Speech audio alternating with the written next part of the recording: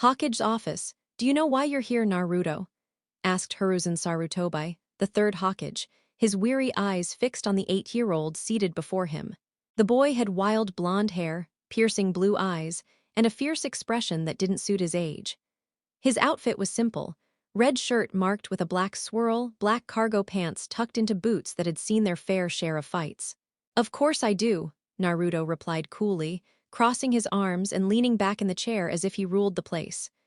One leg crossed over the other, chin resting on his hand, a confident smirk curling his lips. He carried himself like a young king addressing a tired old advisor, and in his mind, that's exactly what was happening. Hiruzen exhaled heavily.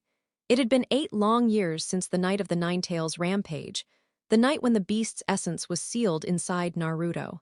Life hadn't been kind to the boy since. Once someone spread word of what resided within him, the villagers turned cruel. Merchants cheated him, stores sold him rotten food, and mobs had even tried to attack him until Naruto fought back. Those who underestimated him quickly learned the hard way. Many of his attackers ended up hospitalized, battered, or worse. Since no one would train him, Naruto had taught himself everything, even how to control his chakra. But his growing strength terrified the villagers. An 8-year-old who struck to kill, who smiled when called a demon, was a nightmare come to life. Hiruzen had tried to guide him, to act as a grandfather figure, but the boy's distrust was absolute. Every attempt at kindness was met with rejection and venom. "Why do you act this way?" Hiruzen asked tiredly, rubbing his temples. "I've tried to help you, Naruto, but you always shut me out." Naruto gave a low laugh. "Help me? You think buying me a meal makes us close?" He scoffed, his tone dripping with mockery. "Don't make me laugh, old man. I've done more than you realize." "You've done nothing," Naruto cut him off sharply. "You're the Hokage, yet I live in the slums. You're the Hokage, yet I barely have enough to eat. You let those idiots at the academy kick me out while you stood by and watched. That's what you call helping?" He glared at Hiruzen with burning fury. He was done with this conversation. He had better things to do, like making sure his little sister was safe. Hiruzen sighed again and pulled a report from his desk. "Fine, let's discuss why you're here today. I received this from the academy's principal. It says you assaulted several students, sending them to the hospital. You smashed one boy's head until he passed out, hit another with a steel pipe, and strung one up by his underwear at the school gate." He placed the paper down and gave Naruto a long, disapproving look. Naruto's smirk widened. "Heh, sounds about right, but funny how it doesn't say why I did it." "And why did you?" Hiruzen asked, though he already suspected the answer. Naruto's expression darkened. "Because they were bullying Sakura-chan. They should have known better by now. Anyone who lays a hand on Sakura Haruno answers to me." Hiruzen's eyes softened as he remembered the day Naruto met Sakura, a day that nearly landed him in a detention cell. "Flashback, nice forehead you got there," one boy mocked, tapping a pink-haired girl's head. "Yeah, it's huge. You could build a house on it." Another jeered, pushing her to the dirt. The girl's eyes filled with tears. Please stop. Your pink hair's dumb too. You look like a freak." "Hey!" A shout froze the group. The girl peeked up through trembling fingers and saw a blonde boy glaring at them, blue eyes burning with fury. "What do you want, loser?" one of the bullies barked. "You're that Naruto kid, right? My mom says you're a demon." Naruto's grin was cold. "Oh yeah, then your mom's smarter than you look." The boy swung his fist, but Naruto caught it effortlessly. His grin widened, chilling them all to the bone. "You hit me first, you know what that means." "And no," the boy stammered. "It means," Naruto said, tightening his grip, "I get to hit back." His punch sent the kid sprawling. Then he stomped mercilessly on the boy's stomach until he wailed in pain. The other two tried to rush him, but within moments they too lay bruised and bleeding. Naruto crouched, rummaging through their pockets. "Huh, looks like someone's loaded." He pulled out a handful of ryo. "Gee, give it back," one cried. Naruto kicked him in the face. "Tell your mom the demon took it. Let's see what she does about it." When he turned to the trembling pink-haired girl, she flinched away, but his expression softened. He crouched down and smiled. "You okay?" "Why yeah, thank you," she whispered, blushing slightly. "What's your name?" Sakura Haruno." Naruto's eyes widened slightly. He knew that name. Mebuki Haruno was one of the few villagers who'd shown him kindness. Internally, he smirked. "Then I'll protect her daughter. That's the least I can do." Well, Sakura-chan, he said warmly, I'm Naruto Uzumaki. Wanna be friends? From that day on, Naruto became her protector, her shield against the world. End flashback, those boys were hospitalized for weeks, but thanks to Mebuki Haruno's influence, Naruto escaped serious punishment. Well, if that's all, I'm done here, Naruto said, rising to leave. Hiruzen watched him sadly. The boy turned, eyes sharp as blades. Don't look at me like that. You wish I was more like my parents, right? Hiruzen's silence said everything. Naruto sneered. You won't even tell me who they were. You really are pathetic. He turned his back on the Hokage. If you can't lead this village, I will. I'll become Hokage and fix this dump myself. He strode out of the office, ignoring the hateful stares that followed him through the streets. When one villager muttered something under his breath, Naruto casually pulled out a knife and let his killing intent leak. Try me, his eyes said. No one dared. They remembered the night he lost control, when the Nine-Tails chakra erupted and several attackers never walked again. Naruto finally reached the slums, the only place where people didn't glare at him. Here, the outcasts greeted him with nods and smiles. Naruto-kun! Before he could dodge, he was grabbed by the collar and pulled into a pair of large, soft breasts. He didn't protest, especially when jealous glares followed from the men nearby. The orange-haired woman laughed, wearing her usual revealing bikini top and torn jeans. Hey, don't hog him all to yourself, shouted a brunette in a tan outfit, yanking Naruto into her own chest. I didn't get to see him last time, a pink-haired woman added, snatching him next. She wore a tight red top and skirt that left little to the imagination, her teasing grin making Naruto roll his eyes. Ladies can, Naruto began, only to get a sharp flick on his forehead from the orange-haired woman. How many times have we told you? Call us one-chan, she scolded playfully. Yes, Nami, Naruto replied, sounding exhausted. These women could drive anyone crazy, but to him, they were like big sisters, something Nami constantly reminded him of. Good. Now, what are you up to this time? Asked the brunette, as she pulled Naruto into a hug he gladly returned. Each of these women had carved a warm space in his young heart. Well, Kananichan, Naruto said, looking up at her smile, I'm heading over to check on Sakura-chan. Some jerks were picking on her again. He said it casually, as if it wasn't the first time, which, sadly, it wasn't. Naru-chan, you can't keep fighting all the time, Kana said with gentle concern. If you keep this up, Kami-sama won't let you through the gates of heaven. Then I'll make my own heaven, and punch Kami right in the face if I see them, Naruto declared fiercely, his eyes burning with determination. Would it hurt to pray once in a while? The pink-haired woman teased with a smile. Vanessa-nichan, fine, I'll do it once. But only for you, Naruto sighed, earning a delighted grin and a kiss on the cheek from Vanessa. All right, let's let him run to his little girlfriend, Nami said, smirking. It's not like that, now get back to work, Naruto shot back, pointing at the group of women. Kana groaned dramatically. Business has been so slow. Come hang out with us, the other girls miss you. She puffed up her chest in a teasing way, hoping to make him stay. When he did, they usually played cards, sang, and just enjoyed themselves. No, I've wasted enough time already, Naruto said, brushing the dust off his clothes and waving as he walked away. He really is something, Kana said with a fond smile. Yeah, Nami agreed softly, hand over her heart. I just hope Kami watches over him, that boy's life isn't easy. Vanessa took a swig from her bottle. Don't worry, our little pimp will be fine. Naruto continued down the street until he spotted a familiar small house, Sakura's home. After her father had died in the Nine-Tails attack, it was just her and her mother. He knocked, hearing soft footsteps approach. Hey, Naru-chan, Mebuki greeted warmly as she opened the door. Her motherly smile made Naruto's heart flutter with an odd warmth. The blonde woman's shoulder-length hair framed her gentle green eyes. She wore a loose pink shirt with 3 red circles on the back, white pants that hugged her figure, and simple brown slippers. Come in, dear, Sakura-chan was worried sick about you. She gently tugged him inside. Naruto feigned a pout. Oh, so you weren't worried, she bonked him lightly on the head. I'm always worried about you. You're giving me gray hairs already. She showed him one strand. Sure that's not from old age, Naruto teased, earning a painful tug on his ear. Old, I'm in my prime, brat, she said, letting go of his now red ear.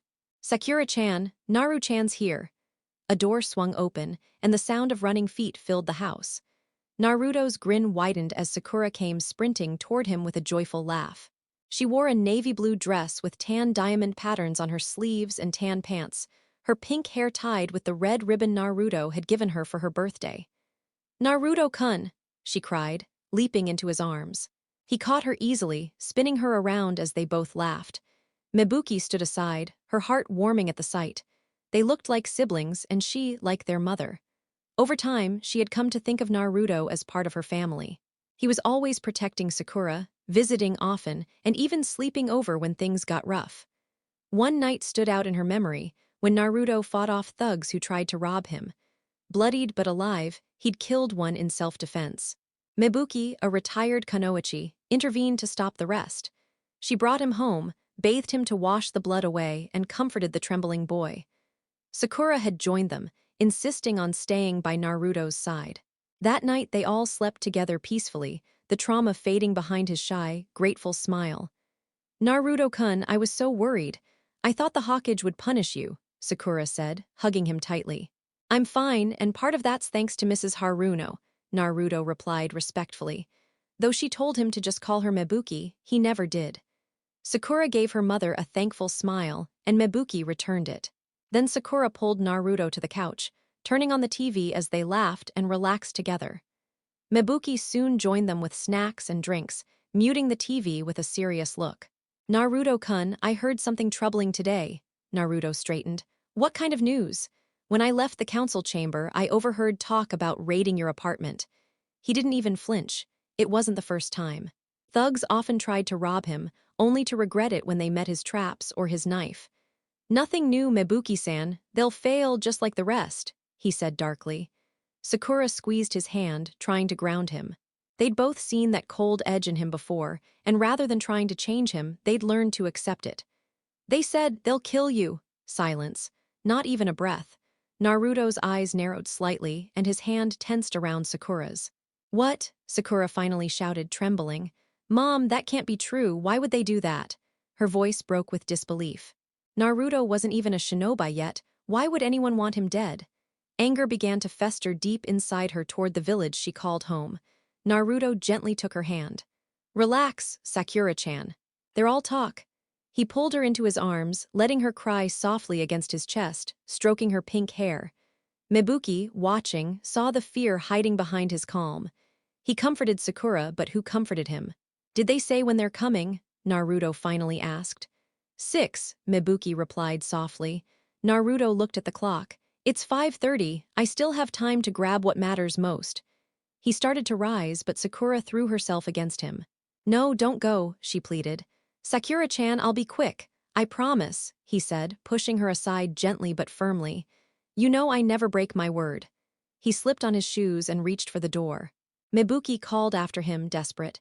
"You can stay here, it's safer." "If I do, they might come here. I won't let your home get dragged into this," Naruto said with a small smile before the two women crushed him in a tight embrace. Naruto wrapped his arms around them, hiding the tears threatening to fall. In that moment, he truly felt loved. "Be safe, my son," Mebuki whispered in his ear. Naruto froze, eyes widening slightly. She had raised him, cared for him. She had earned the right to call him that. He turned away quickly, opening the door and stepping out, giving them one last glance before it closed behind him. "Will Big Brother be okay?" Sakura asked, her small voice trembling. "We'll pray for him," Mebuki said, hugging her daughter close. "He promised, didn't he? He'll come back." Naruto walked through the darkening streets, jaw tight. "Oh, they really messed with the wrong guy," he muttered. Picking up his pace, he sprinted toward his apartment, mind racing with plans. He burst through the door and went straight to his room, reaching under his bed for a locked box. Pulling a small key from his waistband, he unlocked it with a soft click. Inside were photos, one of him, Sakura, and Mebuki splashing in a pool, all laughing as Mebuki tried to take a selfie before they dumped a bucket of water over her head. Another showed him and Sakura asleep together after a long day of fun. A final one captured him surrounded by his Nichans at the brothel, a paper crown on his head as they sang him happy birthday. Naruto smiled faintly as he looked at the old photos, sliding them into his pocket before grabbing another key from the table. He quickly made his way to a heavily locked door secured by 5 locks. Unlocking each one, Naruto stepped inside to see stacks of white powder packed into bags and molded into bricks. "They'll never touch cocaine again," he muttered coldly, grabbing one of the bricks. After locking the door once more, he took out a hammer and shattered the key into pieces. It was his secret. Naruto was the hidden drug supplier running the underground trade in the village. Everyone knew there was a powerful dealer somewhere, but no one suspected the blonde boy. Behind the scenes, Naruto controlled both the brothels and the drug network, using the red light district as his operation base. The fortune he made was quietly funneled into fixing that district, which he secretly handed over to Mebuki. After stuffing a few items into his pockets, Naruto prepared to leave. Bang! His head snapped toward the living room as the front door burst open. "Come out, demon!" "So, they finally came," Naruto said with a hollow chuckle, gripping his Bowie knife. The blade's black handle bore faint carvings, its 16-inch silver edge gleaming menacingly. He strapped on the dark leather sheath Mebuki had once given him, its swirl insignia glinting faintly. "I'd rather die than let them take me alive. If I'm going down, they're coming with me. I've lived and fought for this, so let's see who bleeds first." Naruto's smirk appeared once more as he stepped into the open. The crowd of furious villagers glared at him with venom. "We'll wipe that grin off your face." "Oh, really?" Naruto taunted, motioning them forward. "Then come on, make me regret it." The mob charged into the house, weapons raised. One villager triggered a hidden wire, causing Naruto's smirk to widen. He sidestepped just as a concealed blade dropped from the ceiling and struck one man directly in the skull, killing him instantly. "Watch your step," Naruto said mockingly. "You monster, you tricked us," someone screamed. "Just like the demon he is," another yelled. Naruto chuckled darkly. They had no clue what they'd walked into. Cutting another wire, he unleashed a log from the ceiling studded with kunai. The massive swing sent several villagers crashing outside while others screamed in pain. Spotting a man crawling for safety, Naruto strode over and plunged his knife into his skull. The body twitched once, then went still. "Painting the floor red," Naruto muttered, giving the corpse a few kicks. "Yeah, that one's done." The 8-year-old boy stepped outside to see more villagers blocking his path. Suddenly, a brutal blow to his back launched him into the open street. Groaning, Naruto quickly stood and brandished his knife, his eyes locking on his attacker, a silver-haired man with a windmill shuriken on his back. "Mizuki."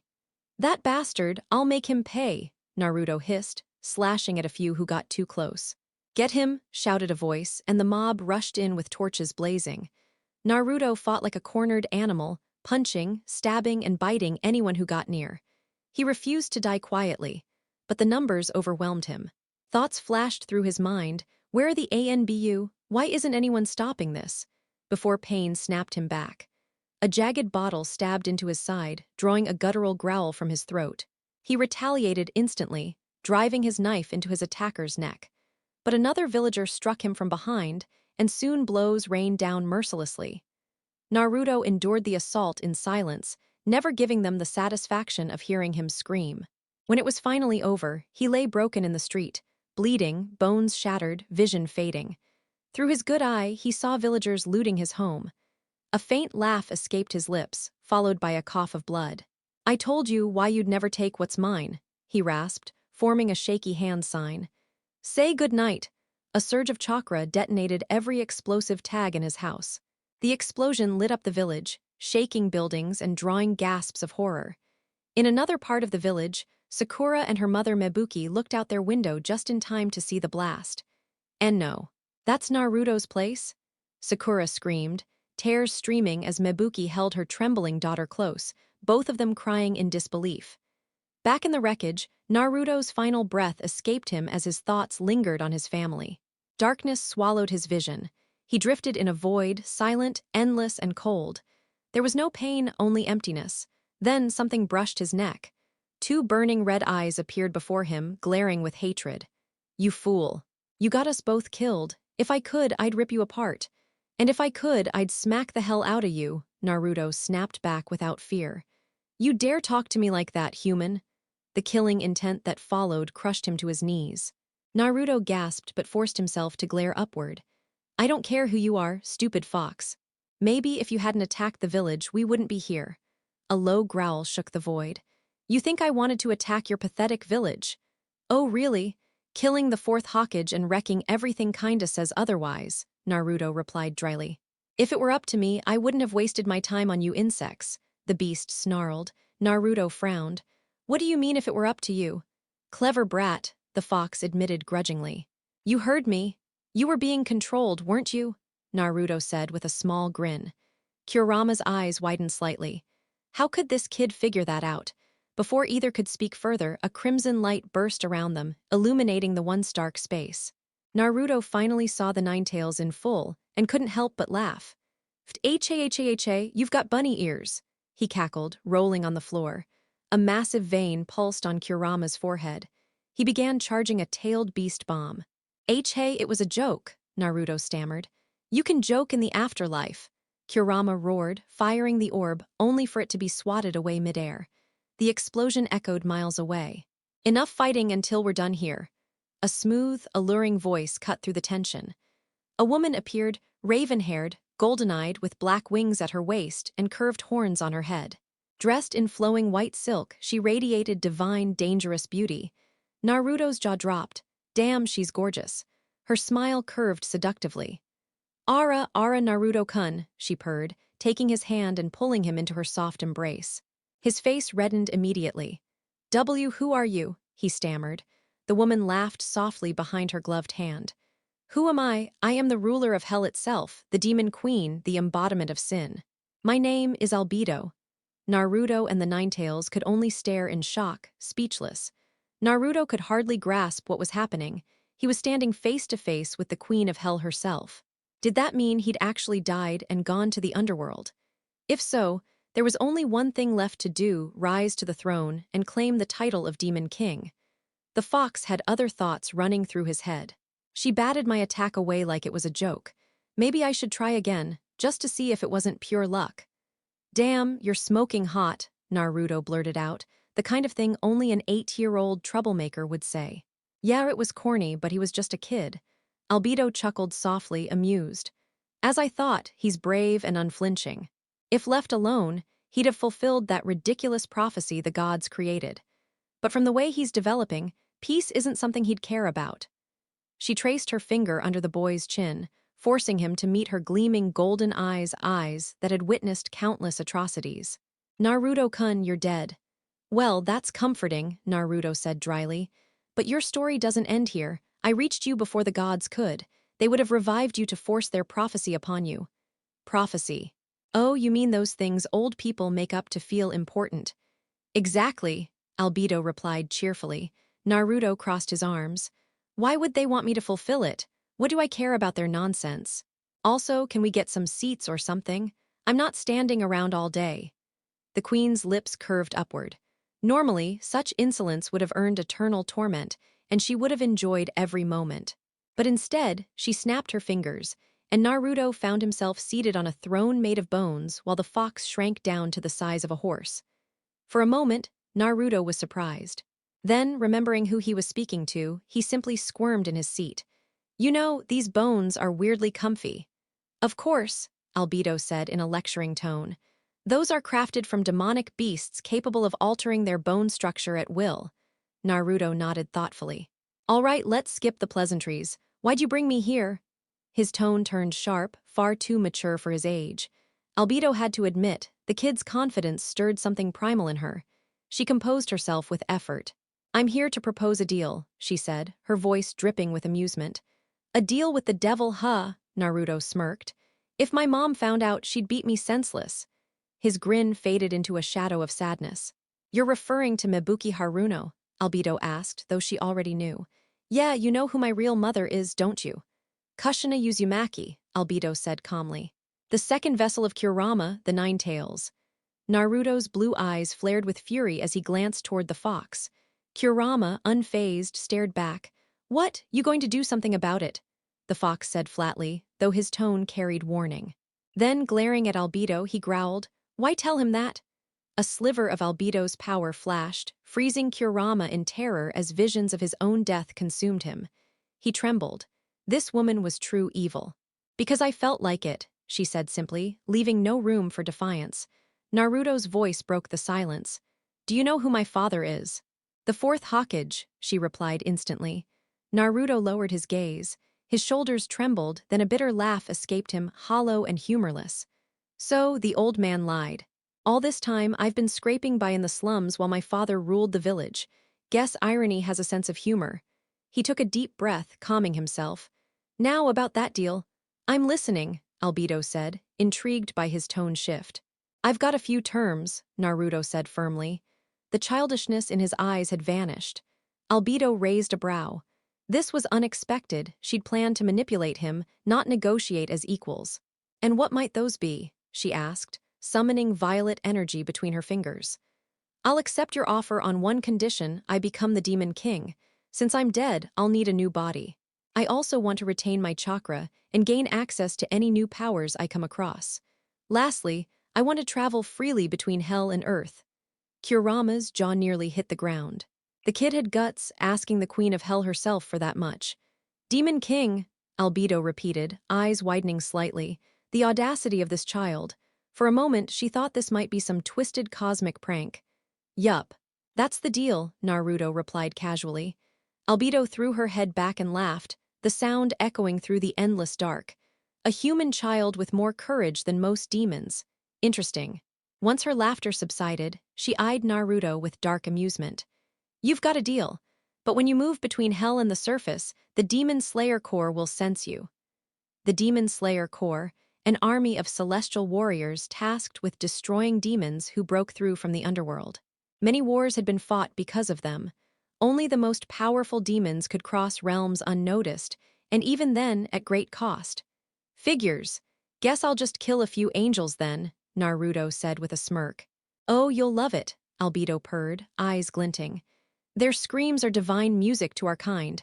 Bloodshed like that always leads to such beautiful chaos. Sounds wicked, Naruto grinned. So, can you give me what I want or what? Who do you take me for? Albedo pretended to be offended. Of course I can. She rose gracefully from her throne and approached him. Kurama tensed, something deep in his instincts warning him of what was about to happen. On three, she said sweetly. 1, 3, she interrupted, pressing her hands to his head. A scream tore from Naruto's throat, raw and filled with agony. The sound was music to Albedo's ears. When she finally released him, the void trembled. Naruto's body convulsed violently before erupting in a surge of overwhelming power, shaking the realm itself. Both Albedo and Kurama were stunned. For a brief, chilling silence, only darkness remained. Did I overdo it? Albedo muttered, blinking. Kurama stared at the spot where Naruto vanished. Wait, why haven't I returned to the elemental nations yet? Albedo's smirk returned. Because your soul is bound to Naruto's, that means you died too, Kurama growled. Even so, I should be regenerating back there. Her golden eyes narrowed dangerously, silencing him. I severed your connection with the mortal plane and remade you as one of my kind. Kurama froze. You turned me into a demon. Exactly, you're now a true demon fox and Naruto-kun's eternal companion. What? I refuse to serve that brat. Send me back right now, Kurama roared. Before Albedo could respond, a strange energy pulsed through the void. She turned, eyes widening as something extraordinary began to form, bones, organs, and muscle twisting into shape. Flesh coated the creation until a full human figure emerged, tall, powerful, and undeniably alive. The young man who stood before them looked 19, with midnight black hair that shimmered faintly in the darkness. His eyes, black irises ringed with crimson, radiated an unsettling dominance. 2 obsidian horns curved from his head, his body flawless and carved with lean muscle. Albedo's breath caught. There was no doubt this was Naruto. Or rather, what he had become. The raw power rolling off him was enough to make even her tremble. He was no longer human. He was a demonic dragon, a being born of destruction and royalty. If she wasn't careful, he might surpass her one day. Still, as a succubus, she couldn't help but feel drawn to him, a hunger only he could satisfy. Now this is what I'm talking about. Naruto grinned as he tightened his fists, his newly gained power pulsing through his body. The older-looking blonde flexed unconsciously, his enhanced physique catching Albedo's attention. A smirk spread across his face as he reveled in the energy coursing through his veins. His sharpened senses picked up a sweet, enticing scent, And when he looked up, Albedo's flushed face and heavy breathing told him everything. Instinctively, something primal stirred within him, his body reacting on its own. Unable to hold herself back, Albedo lunged at him, and Naruto caught her effortlessly. Their lips crashed together in a heated, untamed kiss, each fighting for control. Albedo's experience gave her the upper hand at first, her tongue dominating his, but Naruto refused to be subdued like the lesser demons she'd toyed with before. When they finally broke apart, both were panting, lust and hunger clear in their eyes. "Let's continue this somewhere private, little dragon," Albedo purred. With a snap of her fingers, the trio vanished, reappearing in her lavish royal chambers. Kurama groaned loudly, turned his head away, and immediately made for the exit, using his tails to open the door before escaping with a miserable whimper. By the next day, Naruto stood tall in the demon castle's throne room, Kurama beside him grumbling about their situation. The red-eyed young man now wore a sleeveless black shirt that clung to his toned frame, loose crimson pants, and chained black boots. His gloved hands gleamed with reinforced metal knuckles, and over it all, a black travel cloak draped from his shoulders. Naruto smiled faintly at Albedo, silently grateful for all she had done for him. But this wasn't the time for sentiment. He had a goal, and the entire underworld awaited his conquest. Seated regally upon her throne, Albedo was surrounded by an assortment of servants, humans, demons, hybrids, and beasts alike. Her lips curved into a sly smile as she addressed him. "So, you wish to claim the title of Demon King, do you?" Her words sent a wave of murmurs through the chamber. Before anyone could speak further, she raised her hand, silencing them. One, however, didn't heed her warning. A thin, white-haired man with small horns bared his teeth and rushed at Naruto in fury, sword crackling with crimson energy. "You insolent wretch!" he shouted. Naruto turned calmly toward the attacker. His crimson eyes glowed, runes forming within them. The demon froze midair, his body dissolving into ash before collapsing into a burning red flame. Drawn by instinct, Naruto approached the floating ember. Something inside urged him to consume it. His eyes darkened, his fangs glinted, and his hand shimmered with red energy as he seized the soul. The trapped essence tried to flee, but Naruto devoured it whole. A surge of overwhelming power flooded his body, shaking the entire castle. "Oh, that's the stuff," Naruto said, grinning as he picked up the fallen man's sword. The weapon was beautifully crafted, a curved 39-inch blade forged from demon bone, its hilt wrapped in red cloth, topped with a small skull that glowed eerily. The scabbard, black and detailed with a crimson dragon, suited him perfectly. Albedo's eyes widened slightly. What she had witnessed was no ordinary feat. Those glowing eyes, the Magan, or magic eyes, granted the ability to perceive hidden energies, blood flow, and even the essence of magic itself. With mastery, one could see through illusions, unravel spell formulas, and analyze magic at its core. If Naruto learned to control them fully, his rise would be unstoppable. "Before you decide to kill anyone else," Albedo said with a sharp clap, reclaiming the room's attention, "Naruto and Kurama will depart on a journey to conquer the demon realm and earn the title of Demon King." Naruto nodded confidently. Kurama just groaned, muttering complaints until Naruto smacked him lightly on the head. "Focus, furball. She might actually say something useful." The fox bared his fangs but said nothing. "You'll be gone for a long time," Albedo declared. "Leave at once." Naruto turned toward the exit, his new blade gleaming. Albedo watched him go, curiosity flickering in her eyes. Would he survive? And if he did, how far would he rise? "Try not to die, boy. My generosity isn't limitless," she called out. Yeah. Nice to know you've got faith in the future king of hell," Naruto replied with a lazy wave. Part of her bristled at his tone, but another part, deep down, found his defiance oddly refreshing. Outside, Naruto climbed onto Kurama's back, raising his sword skyward. The crimson blade reflected the sun's light, creating a striking sight that left the onlookers speechless. "Oh, hell no," Kurama barked, tossing Naruto off with his tails. "I'm no steed. I'm the mighty nine-tailed demon fox." "You sure adjusted fast to that title," Naruto muttered, dusting himself off. He pulled his hood up, turned once more toward Albedo, and gave her a confident smirk. Her cheeks flushed briefly before she forced the expression away. Then, with Kurama at his side, Naruto began his journey toward conquest. Council chambers, the atmosphere was suffocating. Silence hung heavy over the room as the clan heads sat uneasily, the weight of yesterday's events pressing down on everyone. The civilian members, however, struggled to contain their barely hidden joy. In their minds, the demon child was gone, and the village was safe. None of them realized how vulnerable they had just made themselves. Mebuki Haruno sat silently, arms folded, anger simmering behind her usually gentle eyes. She'd rather be with her heartbroken daughter than endure this meeting. Sakura was still grieving, being comforted by the women who worked at Naruto's old establishment, something Mebuki was quietly thankful for. Hiruzen Sarutobi looked at Mebuki with sorrow and guilt. The situation had spiraled beyond control. Naruto, the fourth Hokage son, was dead. The Nine Tails vanished, leaving Konoha defenseless against future attacks. Though they still had strong shinobi, lacking a tailed beast meant losing their greatest deterrent. The Hokage sighed, gathering the papers on his desk. His weary voice broke the silence. "I know you all have differing feelings about what happened yesterday." His words drew mixed reactions.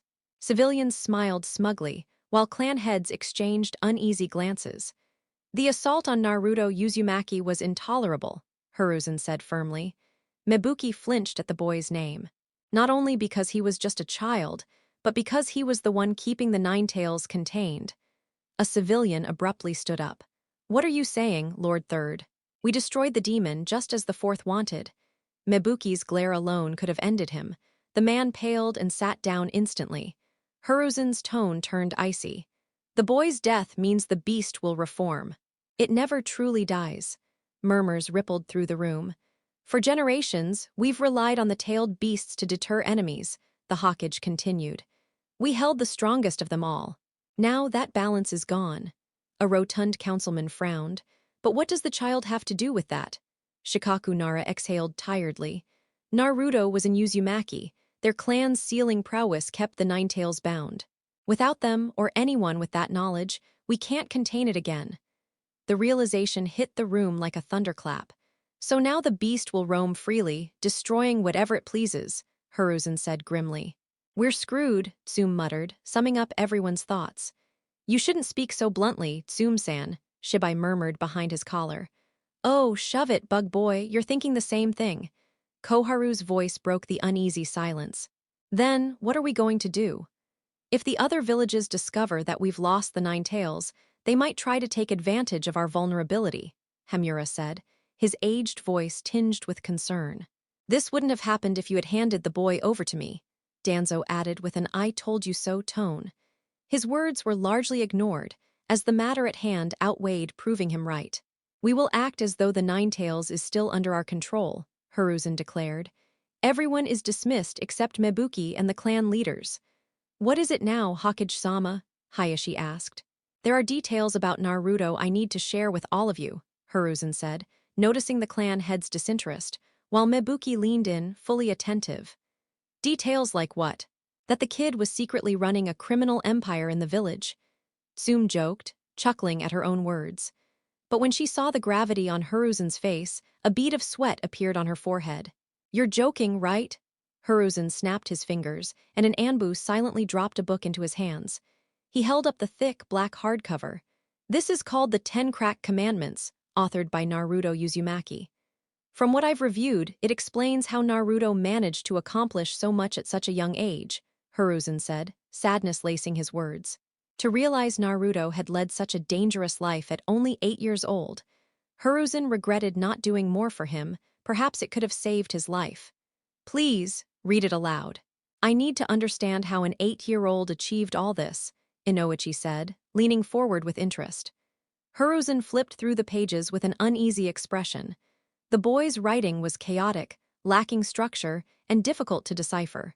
Mebuki pressed her hands to her face, unsure whether to feel embarrassed that Naruto had documented such things, angry that he controlled the underground dealings, or quietly proud of his ingenuity in running such operations without being caught. Feeling overwhelmed, she decided she needed to see Sakura. Silently, Mebuki rose and left the room. No one stopped her, knowing she was the closest to Naruto. "Well, that was something," Inoichi said blankly. I would have loved to analyze the mind of that boy. I want to know what this cake he mentions is, Tsume said. What do we do about his operations? Is there any evidence? Hayashi finally asked, though he felt it was more Hiruzen's responsibility, given the Hokage's personal connection to Naruto. Shaking off his discomfort, Hiruzen continued reading. No, he never revealed where he stored the drugs, but we did recover this from his destroyed home. He placed a solid block of crack on the table. This is crack. Later, Mebuki knelt at a gravesite, placing a flower for Naruto, her surrogate son. A single tear traced her cheek before she quickly wiped it away. Around the grave, flowers had been left by those in his brothel and the red light district. The village at large had largely ignored the funeral, but those who had known him personally came to pay their respects. Naruto had helped the homeless, given clothes to those in need, and even in his illicit work, Mebuki knew he had a sense of care buried under his ruthless persona. He had truly been the kingpin, or, as he liked to call himself, Tha Mathafucking Don. A quiet chuckle escaped her lips, recalling how Naruto would theatrically introduce himself when entering their home. Sakura would imitate him, and they would laugh until scolded. Too soon, Mebuki murmured, thinking of Naruto's death. There was so much he still could have done, yet she would never see him again. She turned to collect her daughter, knowing Sakura was undoubtedly distressed. Outside the building, a modestly named mansion, Happy Place, stood serene. She knocked on the door. "Who's there?" a male voice called. "It's Mebuki. I've come for my daughter." "Mebuki-sama," the man exclaimed, quickly opening the door. Standing before her was a guard clad in lavish orange battle robes, sword at his waist. Mebuki gave him a small, awkward smile. Naruto had insisted she be treated with the respect of a noble. "Hello, Curtis," she greeted. The man's black hair flowed to his lower back, tied at the top, his bangs framing his fair-skinned face. Light brown eyes met her with respect. "Good day, great lady," Curtis bowed. "Do you know where Sakura-chan is?" Mebuki asked gently. Curtis smiled. "She's upstairs with Nami, Kana, and Vanessa. They've been keeping her company all day." The three had even canceled clients to be with Sakura, prioritizing her over business. "Thank you," Mebuki replied, walking down the hallway. The mansion was spotless, decorated meticulously. Oak floors and matching tables lined the space. Patrons sipped drinks while dancers entertained on stage. The ceiling was high, adorned with chandeliers, candles, and sparkling gems. The bar bustled with laughter, patrons taking multiple shots. Women performed in minimal attire, and the pole at the center hosted a dancer spinning elegantly. Mebuki felt a flush of embarrassment, questioning if bringing Sakura here had been wise. Many patrons waved or bowed to her, and she returned shy gestures, ascending the stairs along the back wall. Upstairs was a quieter area with private rooms. Rose petals lined the floor, soft music played, and at the end of the hall was the Red King's room, Naruto's private quarters. Mebuki knocked and called softly. "It's Mebuki, Nami. Anyone in there?" Slippers shuffled across the floor, muffled voices replying. The door opened to reveal Nami in an oversized sweater, orange hair tied up. "Hey, Mebuki-sama. We've got the little pinkai right here," Nami said, showing the room. "Mommy!" Sakura leapt from the bed, rushing to her mother for a hug. Mebuki smiled softly, patting her daughter's head. "How are you, sweetie?" "Better now that you're here," Sakura said. A whine came from the bed, Vanessa in minimal mahogany undergarments. "Don't act like we didn't have fun." "Yeah, it was surprisingly enjoyable," Kana added, holding a bottle scantily dressed. "No, I didn't mean it like that," Sakura protested. The women laughed, but Nami reassured her. "It's okay, Sakura-chan, we're just teasing." "Thank you again, girls, I truly appreciate your help," Mebuki said. She trusted no one else with her daughter, especially after the revelations about Naruto. "It's no problem, we're always here if you need us," Nami said. Two tall guards appeared, ready to escort them. "Thank you," Mebuki bowed, leaving with Sakura in her arms. Back in the king's room, the three women glared at a man with shaggy brown hair, a goatee, and fair skin, wearing a partially open orange battle robe revealing a scarred chest. A short sword rested on his back. "What do you want, Flask?" Nami spat.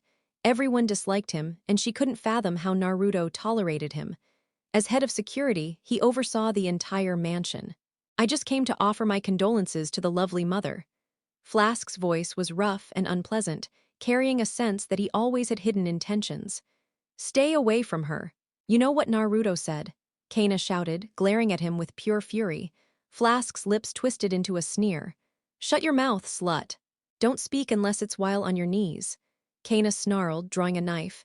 "You bastard, I'll kill you." She lunged forward, but Nami stepped in and held her back. "Calm down, Kana. Fighting him won't change anything." Flask's smirk widened. "Let's make one thing clear, I'm in charge now. Everything that brat owned is mine. Which means," he drew the sword from his back, his gaze lethal. "Out of my room." The women shrank under his stare, hastily gathering their things and stepping outside. Vainsa spoke up, her voice shaky but firm. "Why are you doing this?" Naruto wanted everything given to the great lady if he died.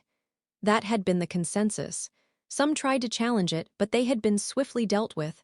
A cruel grin spread across Flask's face. "That punk is gone. All thanks to some gullible civilians. A little persuasion here, a few words there, and they do exactly what I want." The girls froze in horror. "You sent them after Naruto?" Nami yelled, her voice trembling with anger. This man had caused her little brother's death. She wished she could strike him down, but Flask was a retired ninja. Even as a mere chunin, he was more than anyone else there. Flask only grinned wider as the door slammed, leaving behind his mocking laughter. The girls clenched their teeth, knowing they had no choice but to obey Flask, a man no one liked but who commanded respect through his sheer strength. Hell Albedo's throne room. Albedo lounged on her throne, comfortable and composed. Naruto and Kurama had just departed, but her mind lingered on the boy. She wanted to see that stubborn little peeker and peek into the future, but part of the thrill was letting the unknown unfold. Questions churned in her mind. How had Naruto become a demonic dragon? Not just any dragon, he had ascended into the higher tiers. She had intended only to turn him into a demon and watch him grow from there. Albedo placed a hand on her flawless face, letting out a soft sigh. This was, after all, the child of prophecy. Naruto's magic was dense, potent, far stronger than expected for such a young demon. Could it be from being born in the endless void? No, that was merely a gap to separate realms. "My queen!" Albedo's thoughts shifted. A tall figure in dark knight armor stood beside the throne. The black metal seemed to swallow light itself. His waist was adorned with a deluxe tasset, tabards of black falling elegantly at his sides, lined with fur. His shoulder guards resembled screaming faces. Two black crystal horns jutted from his helmet, rising toward the sky. His knee pads bore horned demon visages, also frozen in silent screams. The knight held a massive demonic axe, 3 scarlet eyes glowing on its surface. "Yes, that boy, he was a dragon." The knight's tone carried both observation and certainty. Albedo's lips curved into a darkly amused smile. "I would expect nothing less, my dark knight," he bowed slightly. "I am unworthy of your praise," she waved dismissively. "Nonsense. But about Naruto, his source," he continued. Albedo pressed a finger to her lips. "SHH. Let's keep that to ourselves. Naruto-kun is rare, few like him exist." "Why not tell him?" the knight asked. Albedo chuckled darkly. "Because it will be far more entertaining to watch him fight for survival, unaware of his true power." The knight's eyes narrowed. "You're evil," Albedo pouted playfully. "Awa, don't say that. But will he survive? Does he have the mindset?" the knight asked thoughtfully. "You underestimate him," Albedo said, conjuring a flat-screen tablet with magic. A video of Naruto's past appeared. It showed 8-year-old Naruto with Curtis and Flask behind him. A man cowered on the floor, lip bleeding, fear written across his face. "Where's my money?" Naruto asked calmly, though his eyes, 9-tails red, pierced the man. "Why waste time? Just kill him!" Flask shouted, sword drawn, but froze under Naruto's gaze. The blonde didn't move. His eyes said it all. "Pipe down." Naruto stepped forward, grabbing the man by his collar. "Jacob, you had 2 weeks. Trying to skip town, you better speak." Jacob hesitated, terrified. His escape plan to Tanzaku town with his girlfriend would be ruined. Naruto's fists struck Jacob repeatedly, each punch driving him closer to despair. Bloodied but relentless, Naruto demanded answers. "Curtis, take his leg," Naruto ordered. Jacob cowered as Curtis raised his katana. I'll tell," Jacob cried. "Speak." Naruto held his knife to Jacob's throat. "It's under the floorboard, right corner." Flask quickly lifted the board, revealing cash, drugs, and papers. His greed surged, but Curtis' presence prevented him from seizing it all. Naruto examined every detail, red eyes glowing, papers drawing his focus. Jacob's fear deepened. "So you were the traitor," Naruto said, voice cold. Jacob remained silent. Fate had been sealed. Curtis erupted, furious. "Traitor?" Naruto's gaze hardened. The papers revealed dealings with a rival gang. He crumbled them, chakra radiating oppressive heat. Pocketing the drugs and money, he walked to the door. Jacob threw himself at Naruto's feet. "Please, my girlfriend's pregnant. I'll do anything." Naruto's gaze was icy. "Why should I care?" "Kill him," Naruto commanded, walking out, leaving Curtis to execute the traitor while Flask followed. Albedo deactivated the tablet, a satisfied smirk on her face. "See? He'll manage. My curiosity is piqued," the knight said, nodding. "Back to work." Albedo conjured glasses and a desk, diving into paperwork. Hell didn't run itself. Naruto strolled along the cobblestone path, a mischievous grin on his face. He kept reaching up to touch his horns. "Stop grinning. You look ridiculous," Kurama complained. He had to watch Naruto's antics, the strange red sky, and the demonic tower piercing the clouds. "I can't help it. That was incredible!" Naruto exclaimed. Kurama raised an eyebrow. "Not exactly something to celebrate." Naruto scoffed, waving him off. "Why would I be mad? Albedo is amazing. I'd let it happen again, just wish I had more control. She tied me up." "You've got issues," Kurama said flatly. Naruto ignored him, flexing his newly honed muscles. It felt strange but exhilarating. A new body, new abilities, he was a demon now. A grin crept across his face. The force inside him was massive and weighty, far beyond ordinary chakra, which he still sensed somewhere within. There was another source of power in him, magic.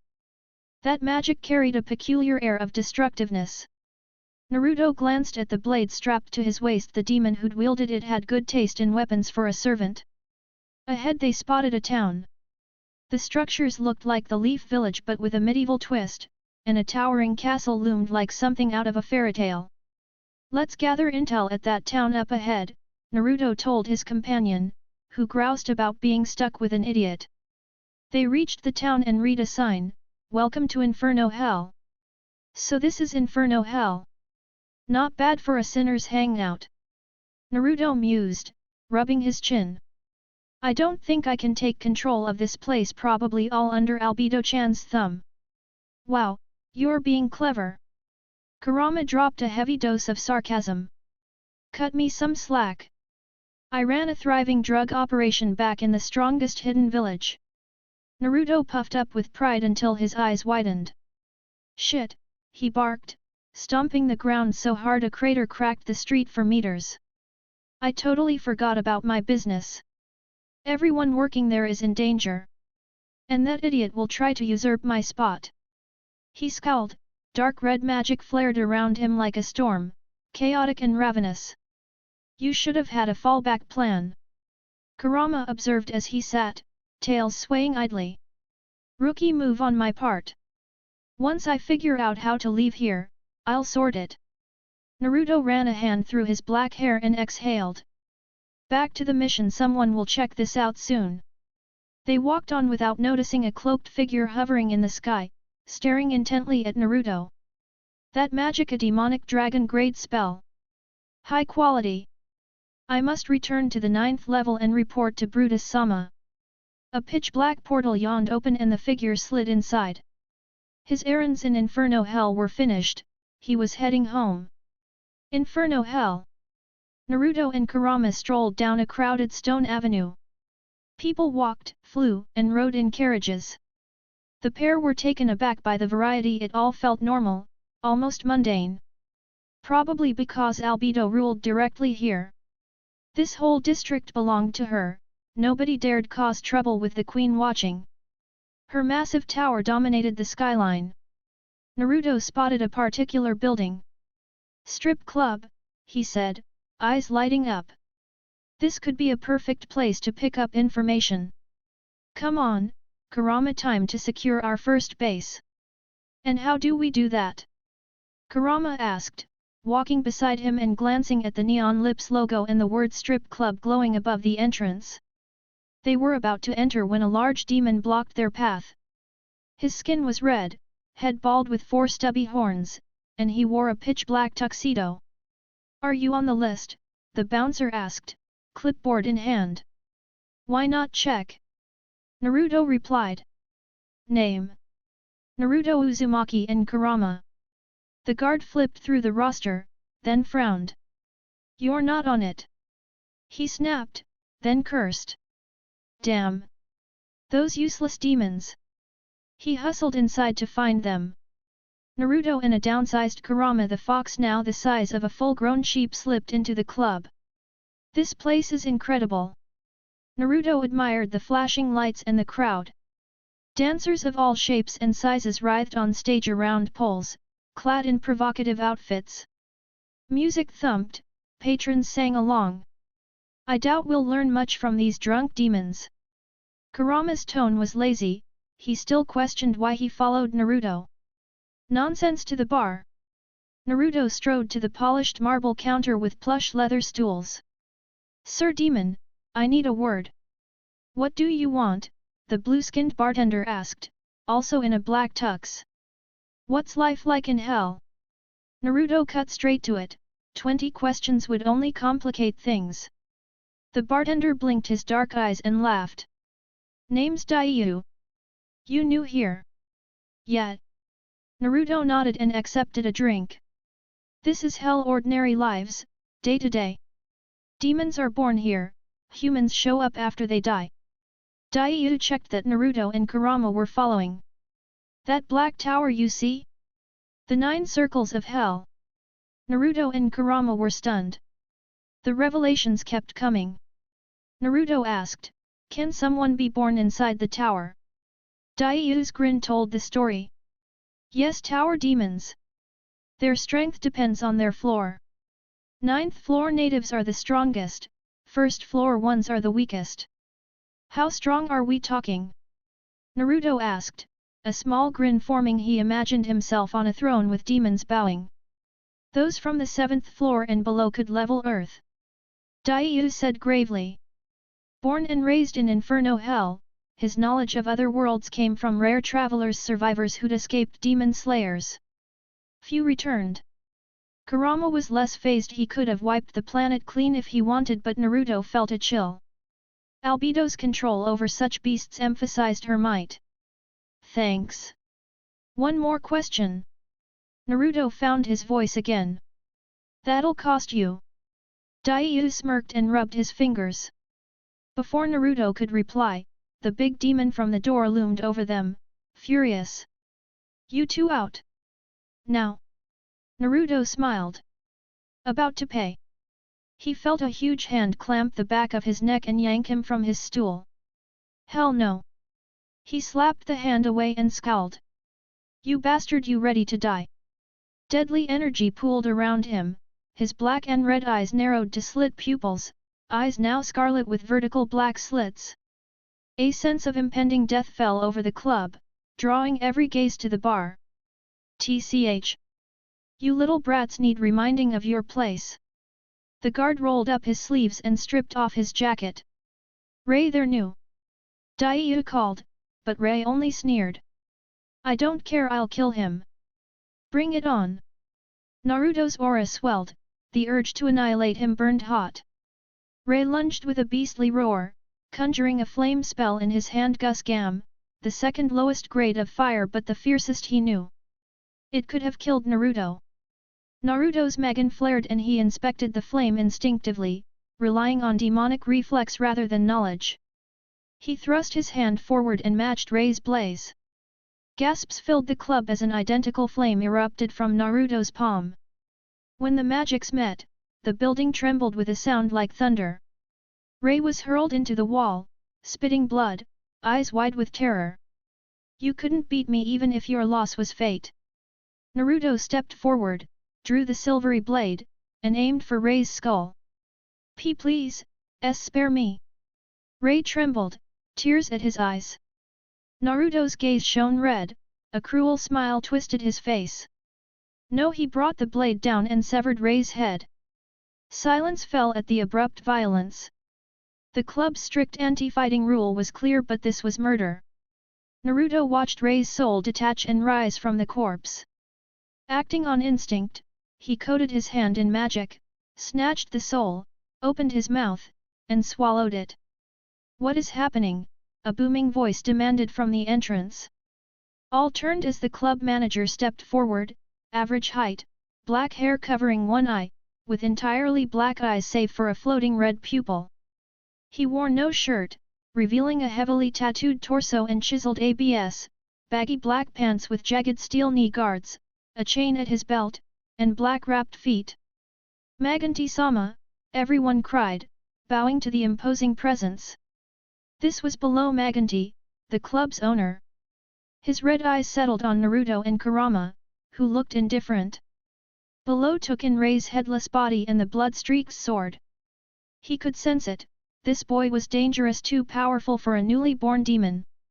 So, you own this club? Quite the setup, Naruto remarked, using Ray's lifeless body to wipe the blood off his sword. It'll look even better once I'm the one in charge. Below's eyes narrowed at Naruto, a mix of suspicion and irritation crossing his face. Greedy and powerful, this combination made the boy a dangerous threat. Clearly he's not here to negotiate, Below thought. I wonder what kind of life forged someone like him. But he wouldn't die here. Not today. He'd spent too long building this strip club to let it all end now.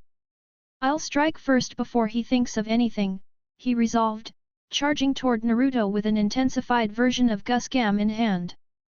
Naruto's eyes gleamed a deep crimson, the symbol of destruction swirling within them. He studied the flames in Below's grasp and instinctively formed a counterspell. He could see the magical flow, even decipher the formula as his eyes translated it. Magic eyes of explosion, he murmured. The fire in Below's hand vanished, as though afraid of Naruto's presence. Below froze, stunned, but momentum carried him forward. That was when he felt a hand pierce his chest. Blood gushed from his mouth as he clutched at the hand embedded in him. Naruto held Below's heart in his palm, still beating. With little effort, he crushed it. A revolting squelch echoed through the silent club. Naruto then drove his left fist into Below's blood-soaked arm, sending him sprawling to the floor.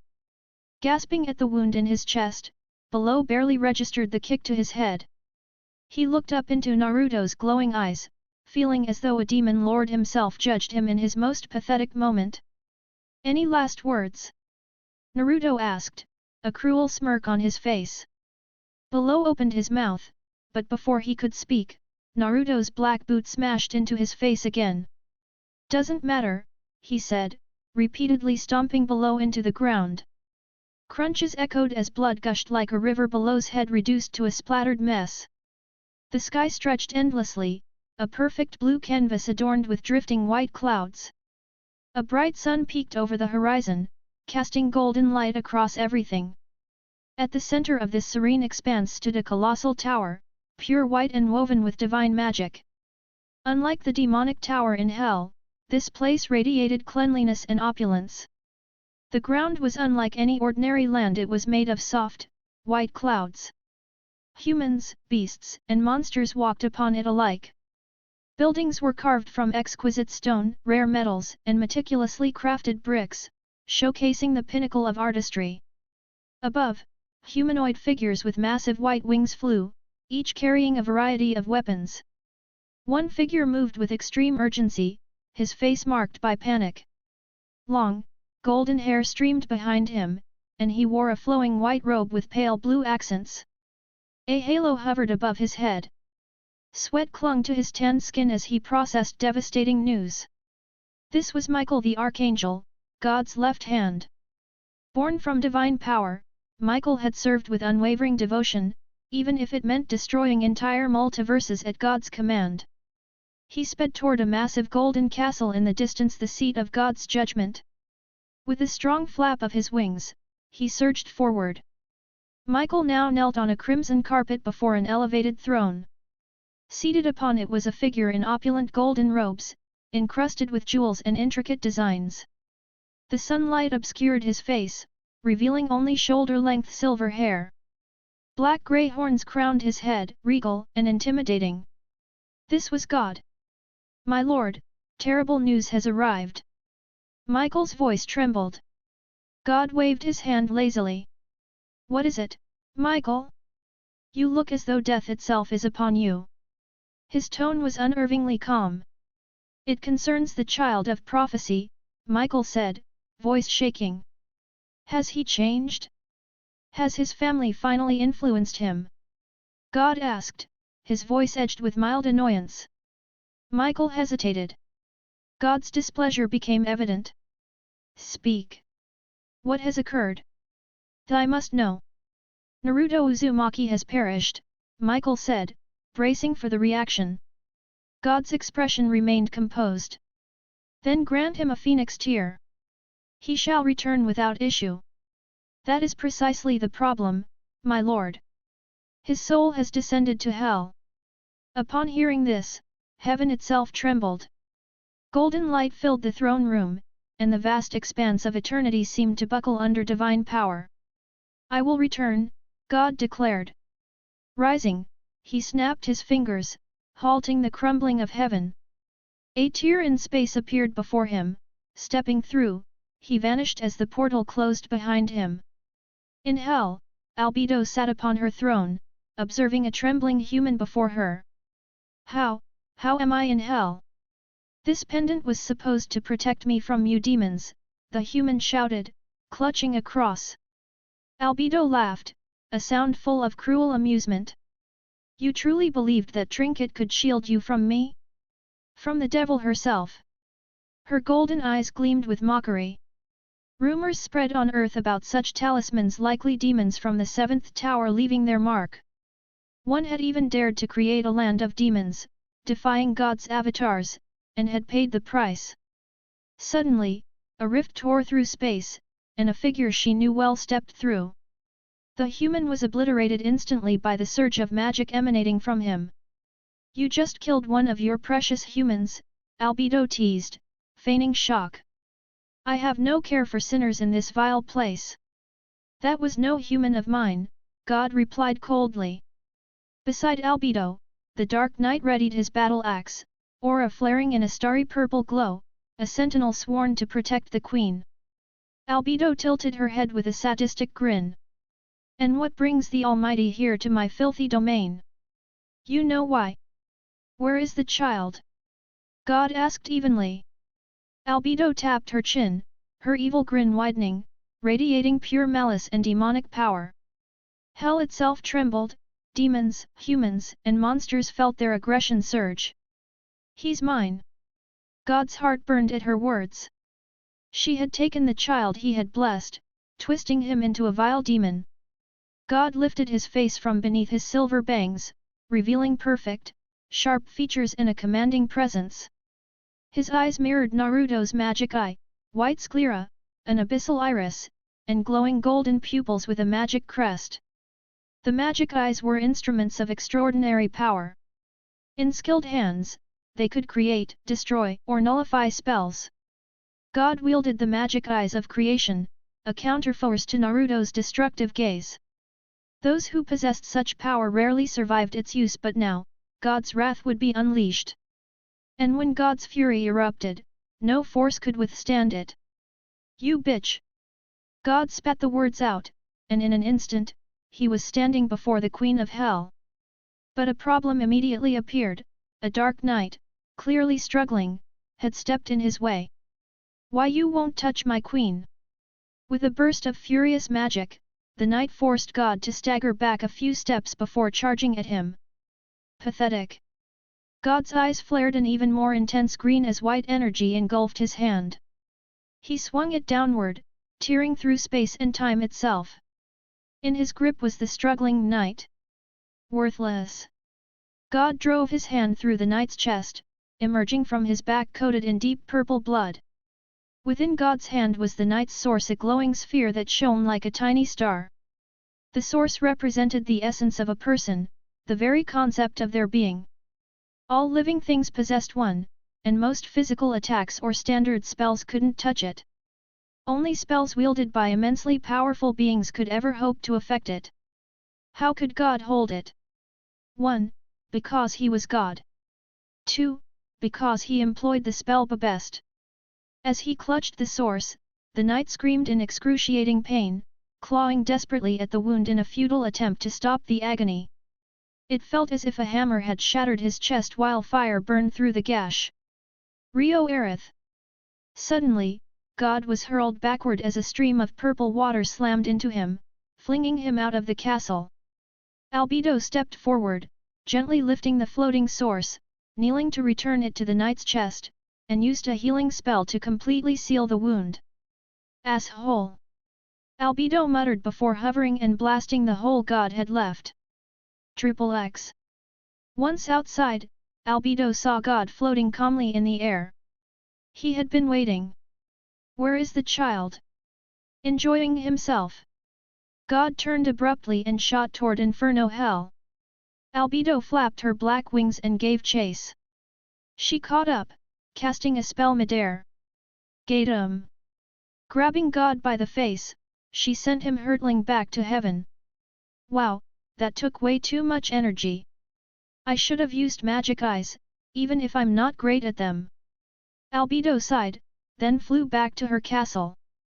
Below, onlookers gaped. Those old enough remembered who that was God. And he was angry. Naruto-kun will need to tread carefully, or he'll end up in heaven's crosshairs. A strange ache pulsed in her chest. Though she had indulged with Naruto, it was hardly love. Albedo had been manipulating him since he was the child of prophecy, intending to provoke God. The Queen of Hell wasn't catching feelings. XXX later. Only hours had passed since Naruto killed the club manager and claimed the place for himself. The club erupted into constant chaos and blood-soaked revelry, much to the delight of Hell's creatures. Demons thrived on chaos. Weak fell every day while the strong ruled. Yet, someone disapproved of Naruto's takeover. A demon with messy long blue hair and cruel yellow eyes, pale skin highlighting the odd color of his hair, decided to report to the town lord. He opened massive wooden doors guarded by Hell Knights, walking across red grass until he saw someone practicing sword movements shirtless. Kalipin, what brings you here? It better be important. The demon, Kalipin, knelt respectfully. Lord Beerus, I come to report that below has been slain, and a new demon has claimed his place. Beerus's fierce yellow eyes narrowed, chocolate skin rippling with anger. No lies. I would never lie to you, Kalipin said, bowing lower. Beerus ran a hand through shaggy brown hair. This fool will die painfully, by the royal name of Beerus Nuhakari. His grin was deadly as he prepared to strike. XXX. Back at the strip club, Naruto awoke, a sudden craving for combat surging through him. He noticed a beautiful woman sprawled beside him, her tan skin smooth, red and purple hair scattered across the bed, tattoos peeking from shoulder and thigh. Bite marks on her breasts drew his attention. Who is this bitch? He muttered before memories flooded back Below's girlfriend, turned on by his actions. The two had indulged in intense, unrestrained sex. Naruto, now unrestricted, had his way, and she had relished every brutal second. Ah, tight ass, Naruto muttered, sitting up naked, clothes discarded in a corner. The woman stirred. Why yes. Nothing. Thanks for last night. Naruto smirked and left, fully dressed, heading toward the music. My pleasure. She purred, drifting back to sleep. Descending the spiral stairs, Naruto saw the club alive with revelry. At the bar, an orange nine-tailed fox spoke to a blue companion. Kurama. Where've you been? Kurama turned to Naruto, sensing the boy's scent of sex. His red shirt bore dried blood, boots and black cargo pants dusty from battle. I'm gathering information, if you must know. Same here, though I got a bit distracted, Naruto admitted, grinning. You'd better run, Daiyu warned, placing a drink before him. Naruto gulped it down. Why? Below wasn't just any club owner. He served one of Hell's primordial families. Seeing Naruto's confusion, Daiyu explained, these families were the first in existence, battling over land, resources, and power for thousands of years. Naruto thought a moment. Like the clans in the Leaf Village, and I've already stirred trouble with one of them. Are they still fighting? How many families? Who's coming after us? Kurama asked, eyes wary of the immense magic he sensed earlier.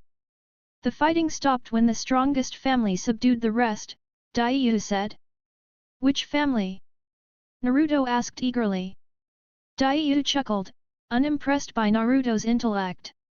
The Leviathans, or dragons. Pride swelled in Naruto as his magic eyes activated from excitement.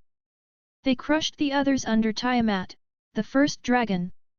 Ruthless and unstoppable, the Leviathans dominated, Daiyu recounted, sipping his liquor. And the other families? Kurama pressed, noting Naruto's horns and thick magical aura.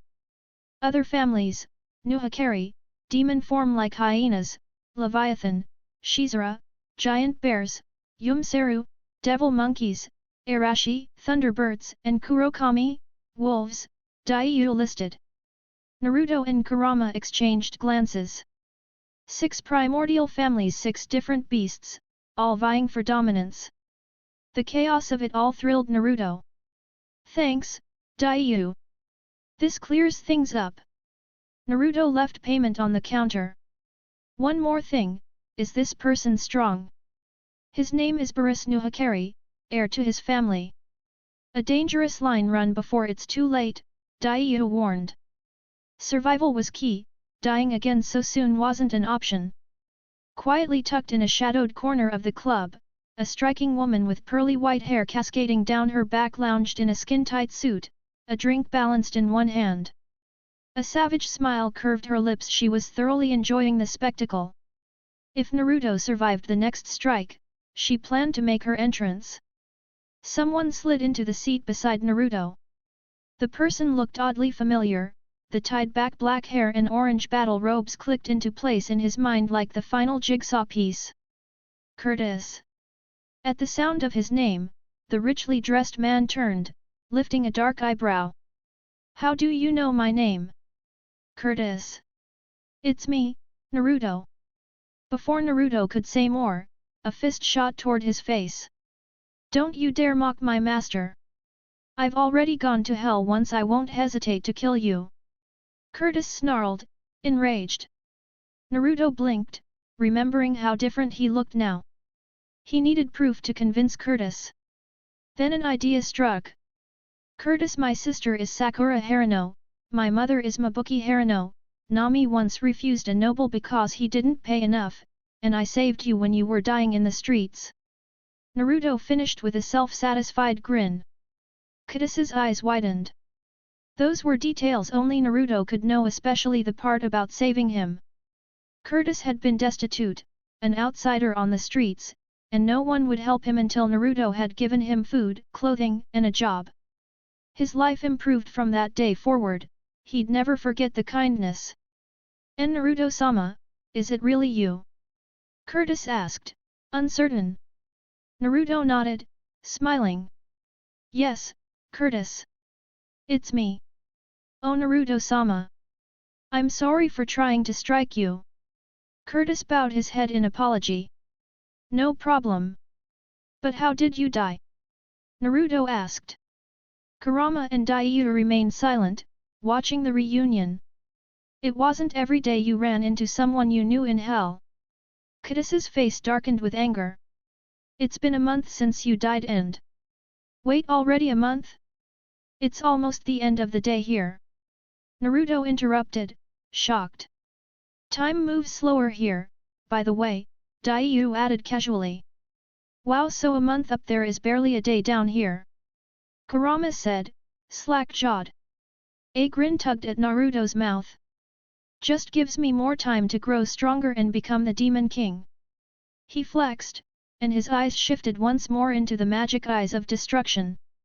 Naruto-sama, you want to be the Demon King? Curtis asked, reverent. Naruto nodded. Then I will aid you with everything I have. Naruto felt a warm pride at Curtis's devotion. Loyal followers were a treasure he could never tire of. Still, he needed to know how Curtis had met his end. Back to that, how did you die? Curtis scowled. Flask killed me in our fight. Why were you fighting? Naruto asked, brow furrowed. Curtis was usually calm, he wouldn't pick a lethal duel without cause. He was making advances on the great lady. At those words Naruto leapt to his feet, fury flaring. Magic surged from him, his destructive eyes began to shred the surroundings. The building trembled under Naruto Uzumaki's power.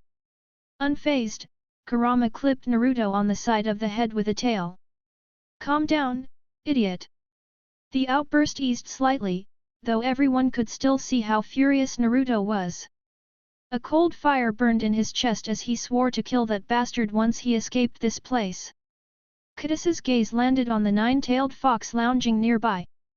The nine tails, he cried. Kurama flicked a tail in greeting. Nice, you finally noticed me, he replied dryly. So you're a demon, Curtis murmured, uncertain. Let's go with that. Kurama answered. Naruto Uzumaki. Come out here right now. A booming voice echoed from beyond the town, cutting through the music. Perfect someone to vent on. Naruto rose and strode outside, toward the city's edge where a figure hovered, watching. Beyond the gates, several people floated around the central figure. Their shared traits were dark skin and piercing yellow eyes. Naruto Uzumaki, today you will die. Beerus declared, drawing a massive sword from his back different from his earlier weapon. He'd been training with a new blade. And why am I supposed to die? Naruto asked, drawing his own katana. Its edge flashed under the blood-red sky, the gem at its base pulsing a dark purple. For killing one of my servants and taking what's mine. Beerus replied. His attire had changed, shirtless, tattered black kimono pants and white boots. Those nearby wore the same, they were his family. Naruto scanned the figures gathering on the ground around him and Kurama. He'd told Curtis to stay behind and learn Hell's ways from Daiyu. I've seen this before, they're going to jump us. He laughed. Kurama, you helping this time? Looks like I don't have a choice. These hyenas seem determined to kill me, too. Kurama bared his sharp teeth, a red aura enveloped him. We are the Nuhakari family, one of Hell's founding primordial houses. Learn the name, it will be the last you hear, Beerus snarled, magic swirling around his blade. How'd he enchant his sword? Can mine do that? Naruto glanced at his own blade and poured magic into it. Purple light coursed through the dragon inlay, which began to hum. Looks like she's ready too, he said, acknowledging the sword as he locked eyes with the royal before him. Come on then, bitch, I haven't got all day. Naruto taunted, gesturing for the demons to charge with a cocky grin. The Nuhakari family howled and lunged. Naruto and Kurama met them head-on without hesitation. Naruto attacked with wild, brutal strikes, slashes, kicks, punches, even savage bites with his sharp canines. He landed blows, but none were decisive. Kurama, by contrast, tore through opponents with ease. A flick of a tail or a swipe of claws cleaved them cleanly, metal hardtails splitting bodies, fangs and claws reducing enemies to pieces. Naruto shattered an enemy's jaw with a strong punch, then felt hot pain as his back began to spurt blood. He turned to see his assailant shift from human form into a spotted, dark-furred, four-legged creature, a true hyena. Its crazed yellow eyes gleamed as it laughed. You're finished, fiend, it hissed, voice warped by madness. Naruto only sneered, his wound knit shut before his eyes. He slashed at the creature, but it dodged, and another hyena leapt in to carve across his cheek. From a safe distance Boris watched as his kin tore into the arrogant boy. Kurama was a different problem, he was shredding them with his teeth until they bled out. Boris concentrated, forming a magical array in his hand. Demon Quake. Earth spikes erupted toward Kurama and Naruto at high speed.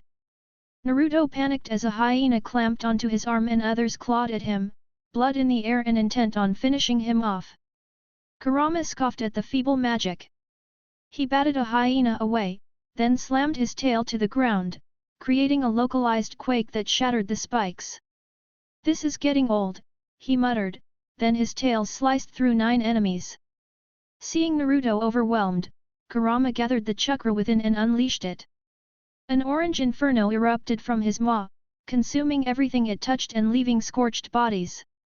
Naruto's anger flared, the scene mirrored his own death, overrun and beaten to death. He refused that fate. If destiny tried to kill him again, he would annihilate it. The magic eyes of destruction ignited. Naruto's irises became endless wells of mana, complex kanji bloomed over his pupils. His rage pulsed through the battlefield. The mound of hyenas piled on him ballooned and then exploded into a spray of red rain, utterly obliterated by Naruto's eyes. Instinctively, Naruto opened his mouth as glowing motes rose from the corpse heap and swarmed toward him like moths to a flame. "You're next." He pointed a bloodied finger at Boris, a grin spreading across his face. Boris's eyes widened in shock, trembling as disbelief gripped him. What? How is he doing this? And he's absorbing their essence and souls at an incredible pace. Every second, his power surges. Boris struggled to focus as he lifted his sword, bracing to block the oncoming Naruto. "You really think this power alone can defeat me?" Boris pushed forward, slamming Naruto's sword aside. "Do you even know who you're dealing with?" "Doesn't matter." Naruto snapped, striking Boris's jaw with a savage right hook. He then unleashed a relentless barrage, each punch striking like the force of boulders crashing down. Boris could barely think or move under the punishing assault. Naruto's fury showed no mercy, and a final blow sent Boris sprawling 5 meters back. Blood trickled from his mouth as he snarled in anger. "You demon! I am royalty!" Boris roared. "You sound like a whiner to me. All you've done is cry." Naruto retorted, dismissing his words.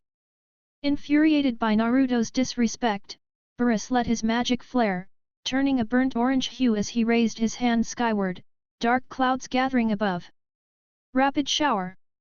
Massive boulders plummeted toward Naruto and Kurama from the stormy sky, a high-tier earth spell of Boris's clan. Naruto darted between the rocks, narrowly avoiding being crushed. When the barrage ended, the ground was a chaotic mess, cratered and littered with massive stones that offered some cover.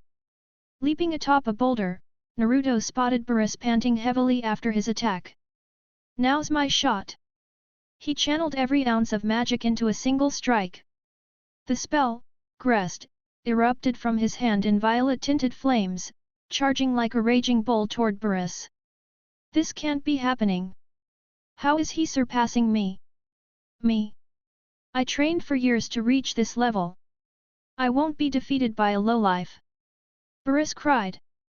Gathering his magic, he condensed it into a dense sphere equal in size to Naruto's attack. With a primal roar, he hurled it forward. Naruto grinned, sensing victory. The attacks collided midair, sending shockwaves through Inferno Hell. Within moments, Naruto's magic tore through Boris's barrier like glass shattering under a hammer. Despair consumed Boris as Naruto's flames engulfed him, leaving only screams of agony. When the fire subsided, Naruto retrieved his sword, unscathed. Tapping it on his bare shoulder, his black boots jingled ominously with each step, signaling death's own rhythm. He approached Boris's battered body. Missing a leg and an arm, covered in burns and bleeding profusely, Boris stank horribly from the charred flesh. "Hope you enjoyed life so far," Naruto said, placing his sword on Boris's throat. "Because it ends now." Boris sneered, coughing blood. I am telling you, my father, he'll come for you." Naruto smirked. Then I'll kill him, and the rest of your family too. You pathetic weakling could never defeat my father. Beerus shouted, his last reserves of strength. This weakling, about to kill you. Naruto drove his sword into Beerus's chest. Agony overtook him as Naruto plunged it again and again. Die, you coward! The final strike severed Beerus's head. The new hickory air was no more. A white sphere emerged from his corpse, drawn into Naruto's mouth as if by invisible force. Magic and power surged through him. He was growing stronger. In hell, consuming enemies made one more powerful. That's not how you fight. Watch this! A voice yelled. Naruto's vision was suddenly blocked by a black sandal crashing into his face. Dynamic entry. He was flung into the dirt, nearly splitting his skull. Kurama gawked. The attacker was clearly leagues above both him and Naruto. But before he could react, she struck him too, sending him flying. Come on, you two. Still got some fight in you. A female voice rang, filled with deadly enthusiasm. Naruto clutched his rapidly healing, bleeding head. The woman before him was stunning. White hair spiked wildly, reminiscent of his past self. Her slitted, electric blue eyes radiated danger. Her attire mirrored the second Hokage's blue armor, trimmed with fur. What the hell is your problem, bitch? Naruto growled, readying himself. Already fighting and it's over? Pathetic. She pointed at him. You, boy. Become my student, along with your fox and your human friend. I'm not his pet. Kurama barked. Naruto tilted his head, intrigued. A teacher could sharpen his skills. And she was attractive. A grin spread across his face. I've got nothing to lose. Let's do it! Naruto exclaimed eagerly. Her grin widened. White hair flaring, she said, that's the spirit. Training starts now. She lunged to strike him but paused. Wait. Why pick me? And your name? Naruto asked. Anemiki Arashi, she replied with pride. Naruto gasped, Kurama intrigued. From the primordial family, seeking revenge. She smirked. Glad you killed that brat. I would have if he showed up at my club.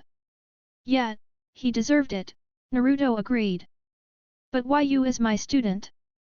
Anemika's tone grew serious. I was testing you. You have the potential to be the strongest. Falling into the wrong hands would be disastrous. Naruto nodded, understanding.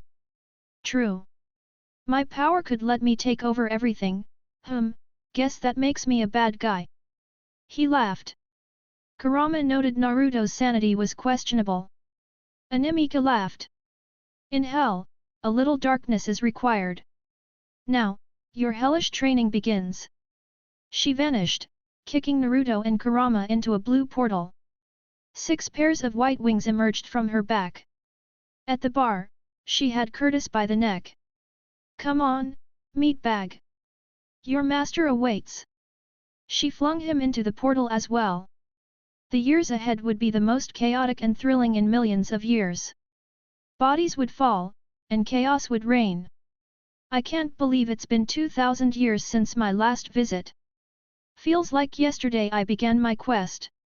A figure in a black coat spoke, adorned with silver pauldrons and intricate attire. His hair, black and flowing, framed his face. Has it really been that long, my lord? Curtis asked. Immortal since the second circle of hell, he hadn't aged. His black battle robe, adorned with golden scales, matched his elegant attire. On his waist rested Omen, a demonic blade forged from dragon scales, black with golden magic running through its core, the hilt a spinning spiral, pommel black as midnight. Naruto's black and red gaze fixed on Curtis. Yeah, I appreciate you staying by my side all this time, Kurt. Curtis bowed deeply. Anything for you, my lord, he said with utmost respect. Hearing himself called that made Naruto chuckle loudly. I'm not the Demon King yet. Don't tempt fate with that kind of talk. He composed himself and focused on the massive metal doors before them. The throne will be mine in just a few moments, Naruto said, his sharp voice laced with certainty. Magic flared violently around him, forming a blazing red aura that enveloped the young demon. As he stepped forward, the doors simply disintegrated, unwilling to block his path. The castle trembled under the sheer weight of his mana. Everyone in hell, even the 9 floors, bowed before Naruto, the future Demon King. He strode down the opulent hallway, the walls cracking and crumbling as he passed. Even the guards, who would normally strike anyone daring to exhibit such overwhelming power in the Queen's palace, now pressed against the walls, avoiding his piercing gaze. Naruto moved with the confidence born from countless battles and unshakable belief in his strength. Curtis trailed silently, satisfied to witness this moment beside his lord. Using his senses, Naruto navigated the castle in search of his future mate.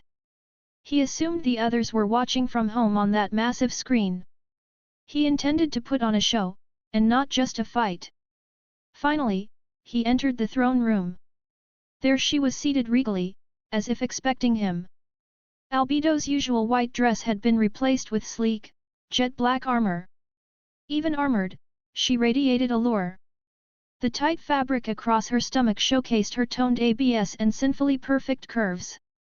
Black feathered wings fanned behind her as she smiled provocatively at Naruto. Can't wait to feel that, damn, Naruto thought, smirking at the Queen of Hell. This wouldn't be simple. Beyond Darkmoor, Albedo clearly wanted to challenge him as well. Era, so eager for me, are you? Albedo giggled, her voice a melodic tease, tracing her body with her hands. Your mind is still an open book, Naruto-kun. I let you read it. You can see what awaits, Naruto replied, unashamed of his lewd thoughts.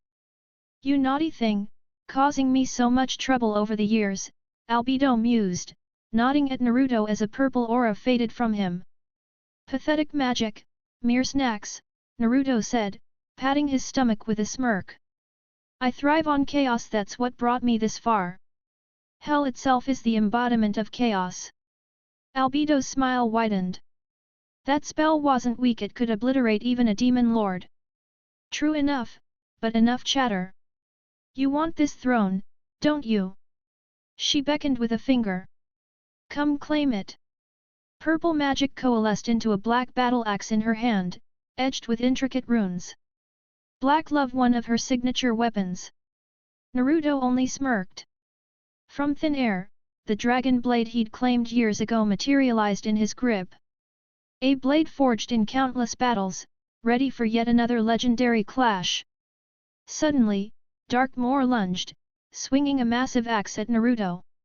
Clearly, axes were popular with Albedo's allies. Naruto ignored him, keeping his focus on Albedo's golden eyes. Curtis leapt forward, effortlessly blocking Darkmoor's strike. No one stands against my lord, he said, sending Darkmoor flying through the castle roof with a single punch. Don't take too long, Curtis. I'll wrap this up, let's say, in 6 minutes, Naruto said, eyes closing with a smug smile. Understood. I won't hold back, Curtis responded, blasting off toward his target, his spell's roar echoing through the castle. Albedo watched Darkmoor get crushed, slightly surprised. She would have enjoyed the fight more, but Naruto remained the real threat. In a blur, Albedo appeared behind Naruto, her speed warping space. Time seemed to crawl, though not stop entirely. Dust floated frozen around them. She stabbed him with a jet-black dagger in his back. I should be saying that, Naruto murmured, unfazed. Slowly, his eyes opened, and a surge of magical force hurled Albedo backward. He pulled the dagger from his chest, revealing the terrifying power in his eyes. The Queen of Hell gasped. Hell shook violently, overwhelmed by the torrent of destruction magic spreading like wildfire. The magic eyes of chaotic destruction, Albedo whispered, trembling. Naruto's power far surpassed her expectations. His eyes now glowed deep purple, with crosses etched in the abyss of his pupils. My eyes are more controlled than the previous wielder, which makes me stronger. Feel that? Naruto proclaimed, advancing. Time to begin the real fun. Their weapons clashed, sword against axe, sparks flying. Albedo stabbed again, Naruto countered, slashing through her armor, pushing forward relentlessly. A bloody smirk crossed her face. Kiss my ass. Gladly, Naruto shot back, driving her across the floor. Dark purple lightning erupted from her eyes, but Naruto merely grunted, unleashing golden flames from his mouth. Albedo recoiled, scorched. Dark purple thunder eyes, excellent, Naruto muttered, appearing before her to punch through multiple castle walls. Over 700 walls shattered under the impact. Finally, he grabbed her face. Nice of you to arrive. Here's a souvenir, Big Bang. A chaotic monosphere blasted Albedo into the sky, detonating in a brilliant explosion. That's the same attack God used to start the world. She's durable, Naruto noted before ascending above hell. Albedo fell through magic debris, half her armor destroyed. I see why God fears your family, she muttered weakly, healing herself instantly. That's what these eyes do, Naruto said, extending his hand. Diagrias. Meteors rained down, forcing Albedo to evade frantically. G-Noves, she countered with black lightning, trying to sap his energy. Origin magic? Hey? Excellent. Reward time, Naruto's eyes glowed deeper. Ravia Gig gave a rise. 10 interlocking magic circles formed behind him, discharging immense purple lightning that reduced everything nearby to ash, roaring like the apocalypse itself. Their attacks collided, causing the ground miles below to collapse. Naruto's magic overpowered her defenses, forcing Albedo to erect a failing barrier. She screamed as the attack struck her full force. Naruto appeared above her, fist cocked back. Let's see if you can heal after this, he said, smashing her face and sending her plummeting. This will hurt, Albedo sighed. Indeed it will. Naruto's voice echoed in her mind. Boom. She hit the ground, creating a crater stretching for miles. Naruto landed gracefully, eyes fixed on the crater. Come on, sexy lady. Give me more. A hand emerged from the depths, and Albedo climbed out, blood dripping. Her armor destroyed, leaving her in a black shirt clinging to her curves, the shattered remains of her armored lower half cracking with every step. Come on, Albedo-chan, 15 seconds left. Let's finish this in style. Ei Shield. Albedo murmured, weaving a top-tier healing charm. It mended some wounds but couldn't fully restore her. Naruto, by contrast, moved like he hadn't taken a scratch, his mana remained undiminished. Using her magic eyes to probe his reserves, Albedo watched an ocean of power ripple beneath his calm expression. What a cheat, she laughed, half in awe. You just keep defying sense by existing. No one was supposed to possess boundless magic, not even the divine, but Naruto came frighteningly close. Those eyes of his seemed to erode the limits that held the world together. They surged forward with 13 seconds left. In that sliver of time they traded a furious barrage, spells, sword slashes, axe blows, fists and boots moving at inhuman speed. When the dust cleared, Naruto was standing above a sprawled Albedo, who lay panting on her back. She looked bruised but dignified. Naruto bore only a few superficial wounds, a trickle of blood at his lip, his coat shredded. 0. Naruto said, resting the dragon blade's tip at Albedo's throat. I win. He smiled, and for a moment his eyes softened back to normal. Albedo let out a weary breath. What a slog! I haven't had a match that exhausting since the old wars.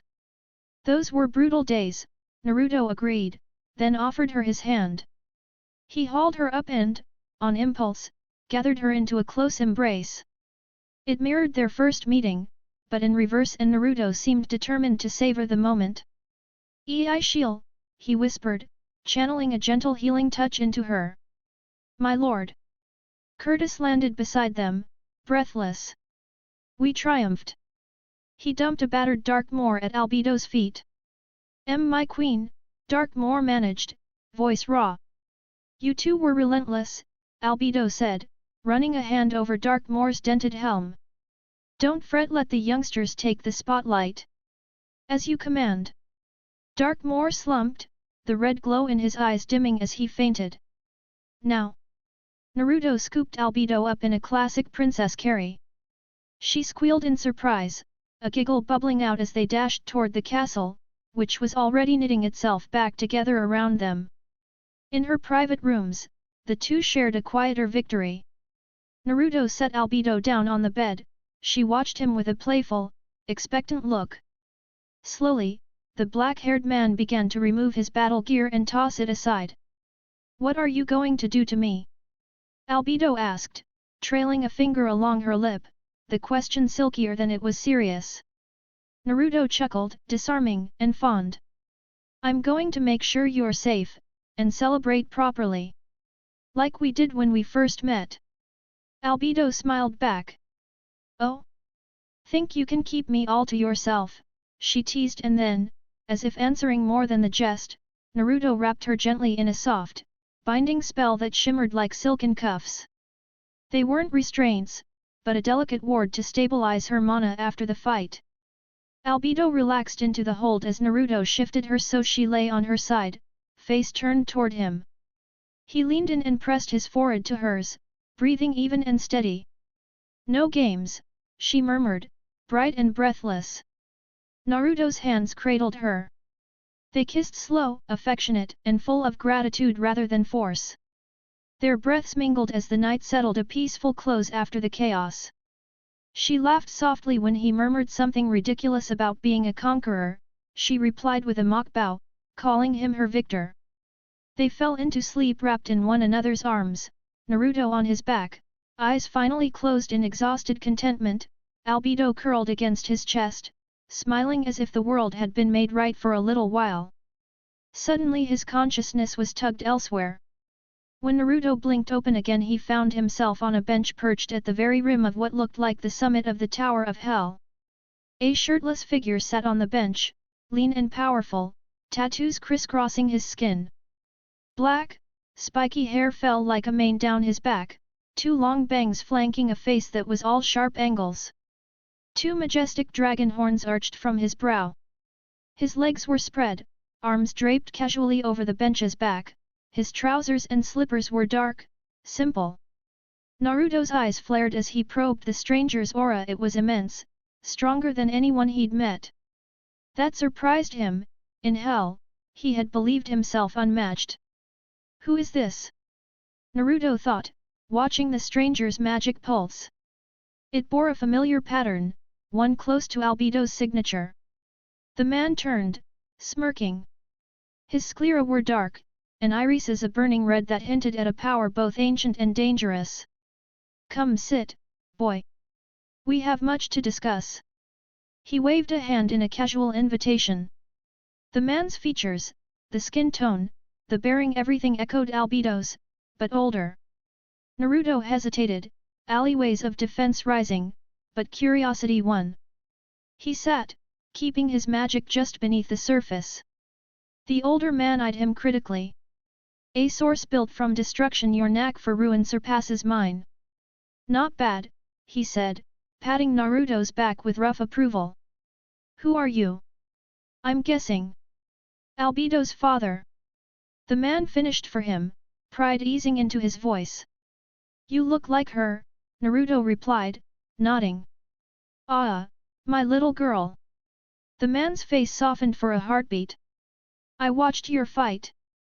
Your power deserves recognition."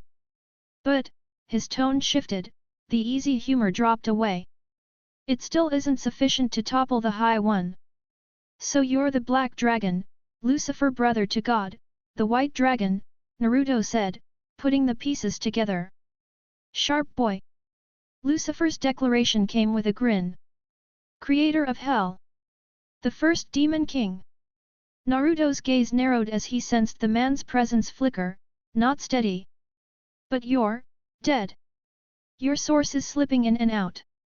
Lucifer's smile held a trace of melancholy. Yes. I'm dead, in a sense. What you see is a fragment of my essence, waiting for the right moment and the right host. Waiting for me? Naruto asked. When I reached for power and pressed too close to the Creator, the one who made us all, things broke, Lucifer said, shrugging. Turns out, there's a plane above us no one can simply take apart. Merlin spoke of such a being, someone capable of making and unmaking on a whim, Naruto murmured, impressed. We'll speak of that later. For now, a word about my daughter, and my son-in-law. Lucifer's expression hardened into a father's glare. Keep her happy, or I'll make you regret it. Naruto wiped sweat from his brow as his pulse hammered faster. Why yes, sir. He rendered a crisp salute. Lucifer grinned, took Naruto's shoulder in a firm grip. All right, son. Time to talk about some nonsense. Hell pulsed with chaos. Death was routine, the conflict on the sixth tower burned without end. The only pause in that carnage had come when Naruto had overthrown the Demon Lord and taken her as his consort. Even Inferno City was unnaturally serene. Legions of demons gathered before Naruto's fortress. Those who couldn't attend in person watched from their living spaces via enchanted displays and arcane devices broadcasting the event live. Stop fretting, you'll be fine. Albedo soothed, pressing a comforting palm to Naruto's chest with a gentle grin. They were poised to step onto the balcony and proclaim him the new Demon King. If you survived talking with my father, this will be a breeze. Albedo had returned to her customary white gown. Naruto had told his wife about the brief meeting with Lucifer, a surprisingly affable fellow, as Naruto put it. Lucifer had explained he wanted to live free, unshackled by meaningless sin. He craved liberty. If you can crush both sides of my campaign using only your troops, this is nothing. Naruto's other consort, Oda Nobunaga, soon to be Leviathan, Demon Lord of the sixth layer of Hell, added. Oda stood tall and willowy with dangerously enticing curves. Her hair burned a long, vivid crimson that seized his gaze. Her slitted eyes matched that fire, holding a merciless, alluring glint. For the occasion she'd chosen an appropriate ensemble, a sleek black dress, a pendant set with a red ruby, black heels, and stockings on her long legs, though she still didn't tower over Naruto. She pressed a kiss to his cheek, leaving a smear of red lipstick that briefly fizzed. Naruto brushed it with a smile toward his beloved. Thanks, Oda-chan. My honor, Naruto-kun. A softer expression softened Oda's usually fierce visage. Let's get this done, I've got stakes to collect.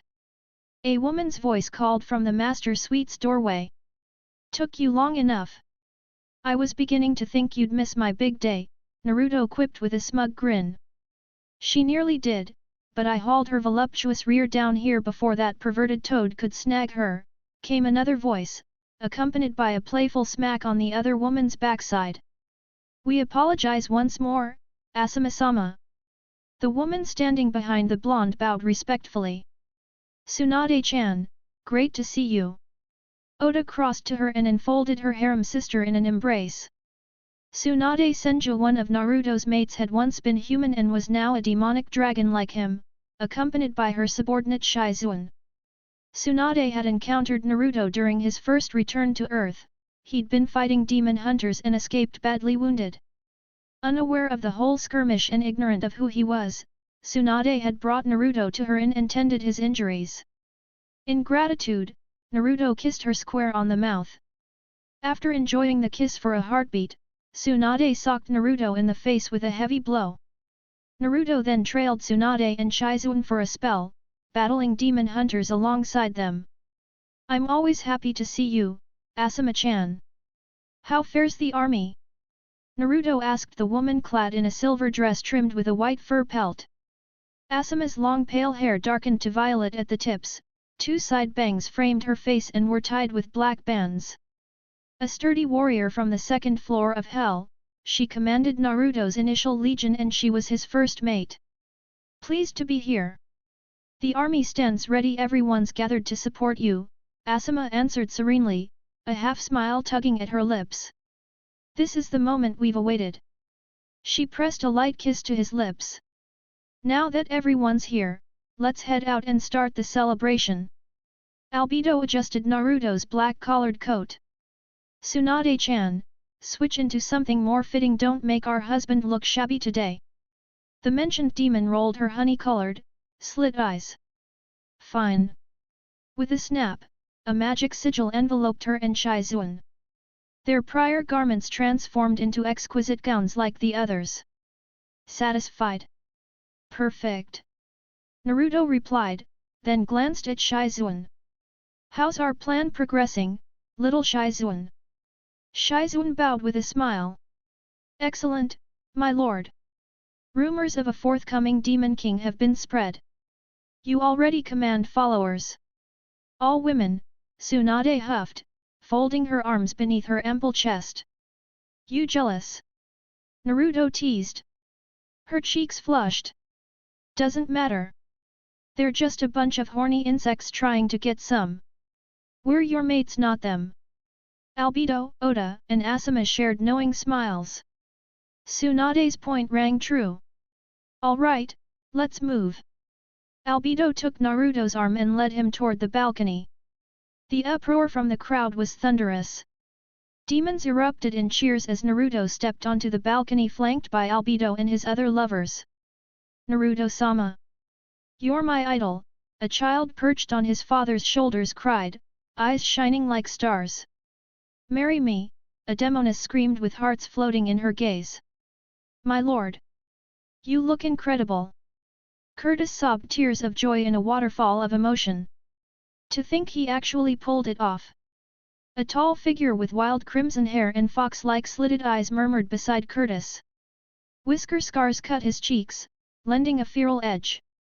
He wore an open haori that revealed a sculpted torso, a jewel-studded necklace, loose black pants tucked into high boots, and a red sash emblazoned with a fox head encircled by 9 tails. His hands ended in claws and his fangs gleamed. I told you never to doubt my lord. He's unrivaled. Curtis defended Naruto with all his fervor. Yeah, sure, just a brat, Kurama sniffed, one of his 9 tails idly scratching his head. He and Naruto had wandered hell for centuries. They'd parted ways on the 7th floor when Kurama joined the Fox clan. Naruto understood Kurama's reason for staying, kinship and a path to greater strength. Say that again. Curtis charged at Kurama, who casually lashed out with a tail and sent him flying, crying my lord, as he tumbled, while Kurama chuckled. That kid owes everything to me. I trained him when he first arrived, Anamika declared, pride coloring her voice. A crowd gathered, peppering her with questions about raising such a demon. From the balcony, Naruto watched the adulation with a smug, contented grin. He felt joy. But what came next? He already knew. He also spotted a few familiar faces among the throng. These are your people, Albedo's voice pulled him back. They'll follow you through right and wrong alike. They believe in you. Gratitude swelled in Naruto. I won't fail them. He answered, resolve burning in his eyes as the cheers washed over them. Now, Tsunade slid her arms around his neck. You should entertain your mates, this is important. Naruto's grin widened as they re-entered. He delivered a playful smack to Tsunade's ample rear, she squealed at the delicious sting. That's right. Yes. Let's break in the new bed. Asuma announced eagerly. I suppose I can partake. Oda drifted toward the bed, letting her dress slip from her shoulders. Shizuan excused herself before things escalated and she was obligated to attend to her lord, the last time left her aching for days. But, devil, it had been worth it. You already took care of me the other night. Is one round not enough? Albedo murmured, already disrobed as desire slicked down her thighs. None of you leave this chamber for days. Naruto declared before plunging into the intimate revelry with the woman who held his heart. Heaven! On his throne, God felt a nagging unease. Why the disturbance? Something impossible seemed to have occurred. It likely related to the child of prophecy. 2,000 years had passed since his last visit to that realm, no sign of Naruto Uzumaki had surfaced. This threw a wrench into plans for Earth's inhabitants. Rumors had reached him that Hell had been turned upside down over the centuries. Significant, since Hell was already in disarray and further upheaval down there was a serious matter. This spelled trouble across the realms. Perhaps war loomed. Those demons should know better after their defeat in the last Havoc War. If this news was consequential, maybe he ought to strike preemptively. Your Grace, troubling tidings, Michael announced. Oh, dear. The silver-haired deity massaged his temples. What now, Michael? Those vulgar creations of yours have chosen a new worm to lead them, Michael reported, his blue eyes flashing ire. As Michael's words fell, a murderous tension slammed into the hall. God's anger flared. When God raged, calamity followed. Who is their king? God asked, voice cold as a winter wind, a chill smoke curling from his lips. His green eyes shone with potent magic that made the heavens tremble. Michael swallowed. If his lord was this furious now, the true storm to come was beyond measure. It is Naruto Leviathan, formerly Naruto Uzumaki Namikaze. The suffocating pressure eased, Michael could breathe again though he scarcely needed the air. The blanket of force lifted from heaven, yet the hard glint in God's gaze lingered. That child, God breathed, collecting himself. I do all this for him, and he's fallen into sin. What are your orders? The blonde angel asked. For now, nothing. I will handle his end personally. And so 666 years unfurled in Hell. Little changed outwardly aside from Hell's development and the ongoing preparations for their grand design. Naruto was perched on his throne, Albedo comfortably resting in his lap. So, you're really leaving now? Albedo asked, a sad smile gracing her lips. Yeah. Tsunade-chan said it's safe for me to go. All the demon slayers hiding out across the world should be taken care of by now, Naruto replied, softly rubbing her hand. That doesn't matter anyway. With the way you leave, no one will ever detect you, Albedo said, an evil smirk playing across her face, one that Naruto mirrored. You know it. Naruto leaned forward and pressed a tender kiss to her lips. I'll make sure to call and keep you updated on everything. I love you, Naruto-kun, she whispered.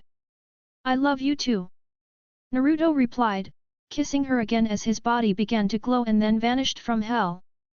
My lord! Wait up! Kidas's body shimmered, turning to pure magical energy before he too disappeared from Hell. It was finally time for Naruto to make his move. Happy place! It was Friday night, and the club was packed to the brim. Smoke machines filled the floor with mist, swirling around the crowd. One reason the place was so busy tonight?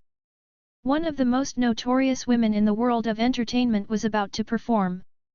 Let's keep it nice and chill tonight, everyone. Nice and chill, an elderly man in an orange and black uniform shouted. As he moved across the floor, his eyes caught a familiar face. Well, look who it is, June. How's it going, girl?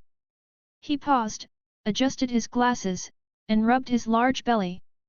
June, her short black hair neatly framing her face, smiled. She wore a red miniskirt and a crop top that highlighted her figure. Good evening, Mr. Odashi, she replied politely. Mr. Odashi, a retired ninja, had made a habit of being around to keep the club safe. His humor and kind-heartedness made him popular with everyone. After losing his family, this had become one of his little joys. Naruto had personally hired him, knowing he'd be perfect for the place. Girl, you look incredible. Makes me wanna slurp you up like a slushie, he flirted, though the waitstaff simply smiled and humored him. June chuckled and reached out, brushing at the edges of his grey mustache. You dribbled a little there. Did I now? Just a touch, hey. He grinned like a lecher, attempting to touch the spot again. Just a little, June replied, laughing as she walked off. Better get going before I start dribbling in places I really don't want to, he shouted joyfully, shaking his head and moving on to his duties. Nami was set to dance on the pole for the first time in years. Men crowded around the stage while women mingled, searching for a good time. Upstairs, Flask reclined in his office, counting money with his feet propped up. Ah! Friday night, gotta love it, he murmured, until a chill ran down his spine. He jumped up, drawing his sword. Why do I feel like I'm about to die? Meanwhile, at a table on the main floor, several leaf shinobi gathered, chatting about missions, jutsu, and gossip about the new rookies. So Kakashi, my rival planning to take a team this year? Might Guy asked, sipping his drink. Kakashi, ever calm behind his mask, simply took a quiet sip. Depends if they're capable, he said, setting his glass down. I wonder what it would be like to train a rising star. You mean the Uchiha? Bet it'd be a headache with his personality, Asuma said, watching a woman pass by in a barely there red thong. The men's attention immediately followed. Check out that figure, Asuma muttered, captivated. So youthful, another whispered. Guy shook himself out of it first. Back on topic Asuma, Kakashi's referring to Harano-san. Sakura Harano, Asuma repeated. Suddenly, the passing woman glared daggers at him. The regulars at the club seemed ready to tear him apart, though Asuma remained calm. Did I say something wrong? You should know better. People here notice her, Kakashi advised. Yeah, ever since Naruto passed, everything changed in this district, Asuma said, reflecting on the past years. After Naruto's death, the red light district had grown wary of outsiders. Their protector gone, they became cold and distrustful. She's also become harsher. No one insults her brother without consequences, Kakashi said lazily, air quoting the word. Very unyouthful. Inoichi should examine her, there's bitterness in her eyes, Guy added seriously. I'm sure she'll be fine. She and Ino are close, Kakashi dismissed the concern, his gaze drawn to the stage lighting up for the main event. Asuma, you sure it's safe for you to be here? You know Kurene's strict about this place, Guy said, laughing, then stiffened as something unnerving approached. Asuma waved him off. Relax. What's she gonna do? I'm in charge here, he laughed until a chilling voice came from behind. Oh really? Asuma turned, trembling. Kurene-chan. What are you doing here? I'm looking for my boyfriend.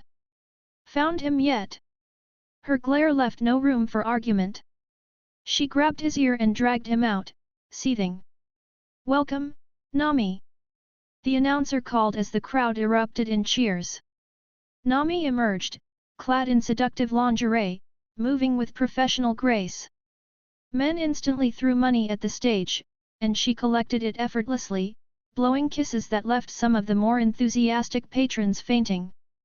Kakashi tossed money too, enjoying the show, while Guy shook his head, red-faced.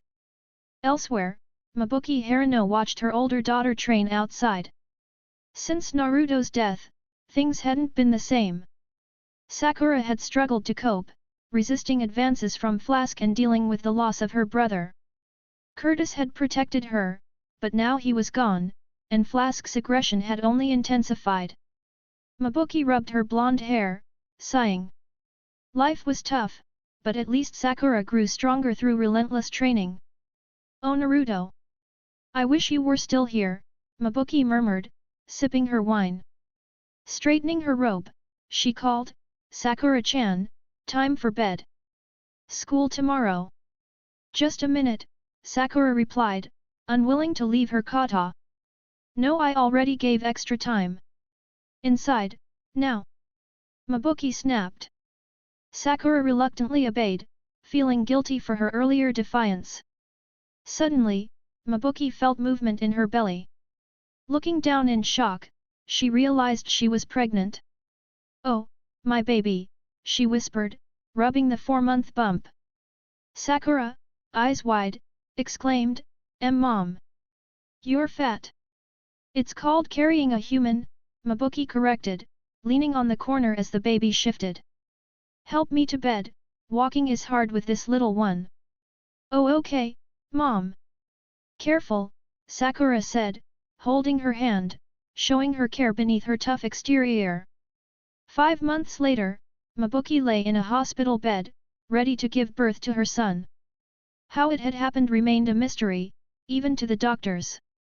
"All right, this is the last push," the male doctor said, glancing at the panting Mabuki. The soon-to-be mother of 2 gave a determined nod. "Come on, Mom, you've got this." Sakura encouraged, though her hands quickly found themselves painfully squeezed by Mabuki's surprisingly strong grip. Mabuki returned to focusing on bringing her baby into the world. Yet something felt off. There were no cries, no sounds at all. The infant simply emerged and the doctor caught him before he could tumble. After a quick cleaning, the black-haired newborn was swaddled in a blanket. "Here's your baby boy," the doctor announced, gently handing him to Mabuki, who couldn't help but smile at the tiny life in her arms. Though how she had gotten pregnant remained a mystery, Mabuki was resolved to raise this child no matter what. Then, she noticed something odd. "Mom, why does he have black hair, reddish-black eyes, and are those horns?" I don't know, dear." This was strange from the start, Mabuki admitted, momentarily at a loss, before a soft smile returned. "But it doesn't matter. We'll raise him with all the love we have." She pressed a gentle kiss to the baby's head, who responded with a small smile. Something in his gaze hinted at intelligence far beyond a typical newborn. "What should we name him?" Sakura asked, eyes sparkling as she looked at her new little brother. "Your name will be Naruto Leviathan." The infant spoke with surprising clarity. Did he just talk? Mabuki and Sakura exclaimed, both in disbelief. They glanced toward the doctor, only to realize he had quietly exited during their shock. "So, you're Naruto?" Mabuki asked, still in disbelief as she sat across from the boy now appearing more like a man on their couch. His white outfit contrasted sharply with the 2 horns protruding proudly from his head, and his eyes shimmered with a commanding intensity. "That's right. The same Naruto who owns Happy Place, the Mount the True Dawn," he said, smirking at them. How?" Sakura stuttered, tears welling in her eyes. "We saw your body. We buried you. This can't be real." She grasped Naruto by the shoulders, her tears falling freely. A soft, sad smile crossed Naruto's face. "I know. I'm sorry for leaving you like that. But it really is me, your big brother from all those years ago." He embraced the crying pink-haired girl, holding her close. Mabuki, witnessing how Naruto comforted her daughter, felt a flicker of belief. Only Naruto would dare call himself that, after all. But they had countless questions about the boy, now clearly a man, now her son. "Naru-chan, this is really you? This isn't some illusion or trick?" Mabuki pressed, moving closer to the smiling figure. "I've waited over 2,000 years to see you both again."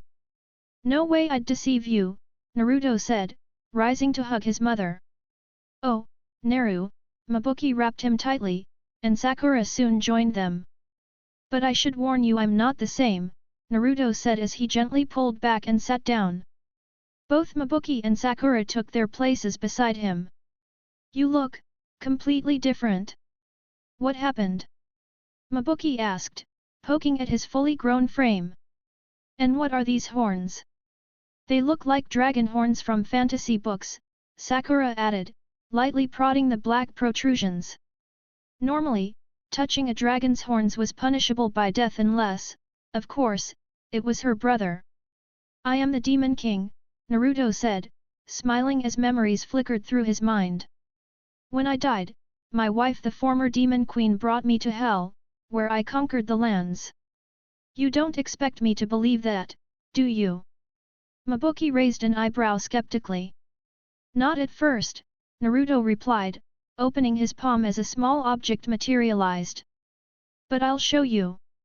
A screen lit up in his hands, and he scrolled through images. What's that? Sakura asked, eyes wide with curiosity. It's called a phone. It can do a lot of things, he replied, smiling. See here. Naruto displayed a picture of himself with a white-haired woman standing before massive demonic gates, guarded by a three-headed dog. Who's she? Sakura asked, narrowing her eyes. He chuckled, ruffling her hair. One of my allies, Asuma. That's us at the gates of hell. What? Mabuki and Sakura shouted, staring at the image. Here's another me and Kurama at Origin Mountain. They say the first demons came from there. That's also where we found this one trapped, Naruto said, laughing at the memory of rescuing Sun Wukong. The subsequent journey west into hell with a priest had not been pleasant, he mused. Is that the Nine Tails? Mabuki asked, expression blank. Yes. His name's Kurama. Please, call him that, Naruto gently instructed. Both nodded. Sakura's eyes lit up. So, can you use magic? You bet, Naruto replied, smirking. Want me to show? Yes. Sakura cheered. Don't overdo it. I'm sure it's just like jutsu, Mabuki interrupted before he could start. You're partly right, but magic is far more versatile than chakra, Naruto explained. I can use both. Watch this. He raised his right hand, forming a spiraling orb of red chakra. In his left, a similar orb of magic, heavier and more destructive, glowed. Whoa, Mabuki and Sakura whispered in awe. This is all so strange, Mabuki muttered, gripping her head. Why must you complicate things, Nara-chan? Naruto embraced his mother. It felt right. He was now truly her son Naruto Harano Leviathan. I'm sorry for being a handful. I'll give you everything you could ever want and more, he said sincerely. Mabuki chuckled softly, touched. Since when did I say you were my favorite child? When I gave you that skin cream, Naruto laughed, causing Mabuki to blush. Hey! Mom said I was her favorite when I drew that family portrait. Sakura protested. You mean that poor excuse of a drawing? I could do better with my toes. Naruto teased. Sakura's face turned red as she jumped on his back, attempting to strangle him. Oh no, someone save me. I'm under attack from a tiny pink tornado. Naruto called out sarcastically. Mabuki watched with a fond smile, seeing her daughter lively again thanks to Naruto. No matter what he was, a demon, human, dragon, or god, she would always stand by him. Sakura-chan, you still have school today, Mabuki reminded her, halting the girl mid-attack. What? But my brother just came back. Sakura protested, clinging to Naruto. School is important, Naruto said calmly, though he shrugged. I'll come tomorrow, after meeting Hiruzen. Sakura cheered but still pouted at leaving him. Fine, but can we train later? She asked. Anything you want, Naruto said, patting her head, which she swatted away. Later, Naruto strolled through the red light district with Curtis at his side, the latter keeping watch while Naruto moved freely. Passers-by gave strange looks at the imposing duo. Think it's the horns? Naruto remarked casually. Maybe hide them, Curtis suggested, only to be waved off. No. Let them see the Demon King. I bow to no one, Naruto said, walking with confidence. At their destination, Naruto smiled. He had missed this place. Curtis opened the door, following closely behind. Just like I remember. Could learn a thing or two from hell, Naruto observed, glancing at the wooden interiors and velvet carpets. That incompetent flask hadn't done a thing. Naruto started moving through the crowd, and as he did, women quickly gathered around, teasing and flirting, completely unfazed by the horns protruding from his head. Hey there, handsome, how about spending some time with a lady? Let me show you a thing or two. Come on, I'll teach you what a real woman can do. The seductive tones reached his ears, and Naruto only curved his lips into a faint smirk. He recognized every one of them: Rina, June, September. No time for distractions, work awaits, he muttered, pushing past the women. Always so busy, just like Naruto-sama, someone whined. I know, he never had time for us, June added, pouting like a child denied a treat. Naruto's smirk grew. Perhaps it was time to make an announcement. Don't worry, ladies. For I, Naruto Harano Leviathan, have returned. The club fell silent, even the music seemed to halt. Stares of shock quickly hardened into anger. How dare you? Are you inviting death? You'll regret this. The hostility and murderous intent were overwhelming, but Naruto didn't flinch. He felt appreciated. Knowing that these women would tear anyone apart who insulted him brought a strange warmth. Calm down, everyone. It really is Naruto-sama. Curtis stepped forward, attempting to diffuse the tension. It's me, Curtis. And you insult Curtis? That's double the punishment. September shouted, brandishing a hefty kitchen knife. What's all this commotion? I've got a headache from last night, came a sultry voice. Kana appeared on the stairs, brown hair disheveled, shirt barely in place. Yeah, last night was wild, Pinkett Vanessa chimed in, equally disheveled. They're disrespecting Naruto-sama. In an instant, both women drew weapons, glaring at Naruto and Curtis like they'd already decided on murder. Nice to see your reflexes are intact, and Vanessa still prefers revealing outfits, hey? Oh, Oni-chan, Naruto teased, a smirk tugging at his lips, the same one from years past. The women froze. Then, really looking at him and Curtis, their expressions softened. Curtis? Is that really you? You haven't changed a bit, Kana said, embracing him. I thought you were gone. Curtis scratched the back of his head, smiling. I did die, went through hell and traveled with my lord to become the Demon King. The women raised eyebrows, hands lightly poking Naruto's chest. This your lord? Kana asked. Handsome, if nothing else. Wonder, how big? Bigger than your head, Naruto replied casually. Vanessa pressed herself against him, testing. Oh really? Prove you're really Naruto. Tell me something only Naruto would know, Kana said, stepping back. A knowing smile spread across Naruto's face. Your dream is to challenge Tsunade Senju to a drinking contest. You love muffins. Nami's ambition is to travel the world and make the best map anyone's ever seen. Wha? How? Kana yelled. Because I am me, Naruto said simply.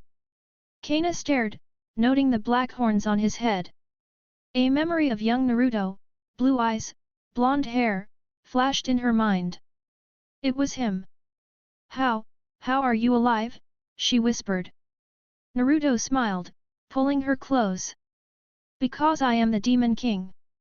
There's a lot you missed. Is it true? Vanessa stepped forward. It is, Kana murmured into Naruto's chest, tears sliding down. Naru. Vanessa leaped onto him, showering his cheeks with kisses. Where have you been, little squirt? Naruto chuckled. I've been in my own heaven. Oh really? Must have been tough in hell, she teased. It was rough at first, yes, but I got strong, and everything fell into place, Naruto said, regaining seriousness. Now, I'm here to reclaim what's mine. The women's faces lit with joy. Their prayers had been answered by the Demon King himself. The jerk's upstairs. Go crush him, Kana said, bumping fists with Naruto. Upstairs, Naruto and Curtis faced decisions. Kill outright? Prolong it? Humiliate? Curtis, let me strike first, you finish him. Be careful, wouldn't want to level the village. Correct. Naruto stormed into the room, the door obliterated by his magic. He found Flask lounging behind his desk. Still as ugly as ever, Naruto remarked. Flask lunged with his sword. Who are you? Do you know who I am? A powered crackhead, Naruto said, punching Flask's face. His hand glowed white, reversing time and restoring the room after Flask's head exploded. Flask, stunned, drew his sword again. I won't bother with you. Curtis, finish him. As you command, my lord, Curtis said, advancing menacingly. Flask recognized him but Curtis had died, hadn't he? I killed you. How are you alive? Flask stammered. That was a lesser version of me. Won't happen again. As long as my lord lives, I won't die, Curtis said, sword ablaze. Using my own magic on him, obvious Dangiera? Naruto asked, smirking. If allowed, my lord, Curtis said. Curtis's origin magic drew power from higher beings, making it volatile and less precisely controlled. Borrowing Naruto's power amplified it further. See you in hell, Curtis said, swinging the burning blade. Flask screamed, flames consuming him, writhing as Naruto stomped on his head.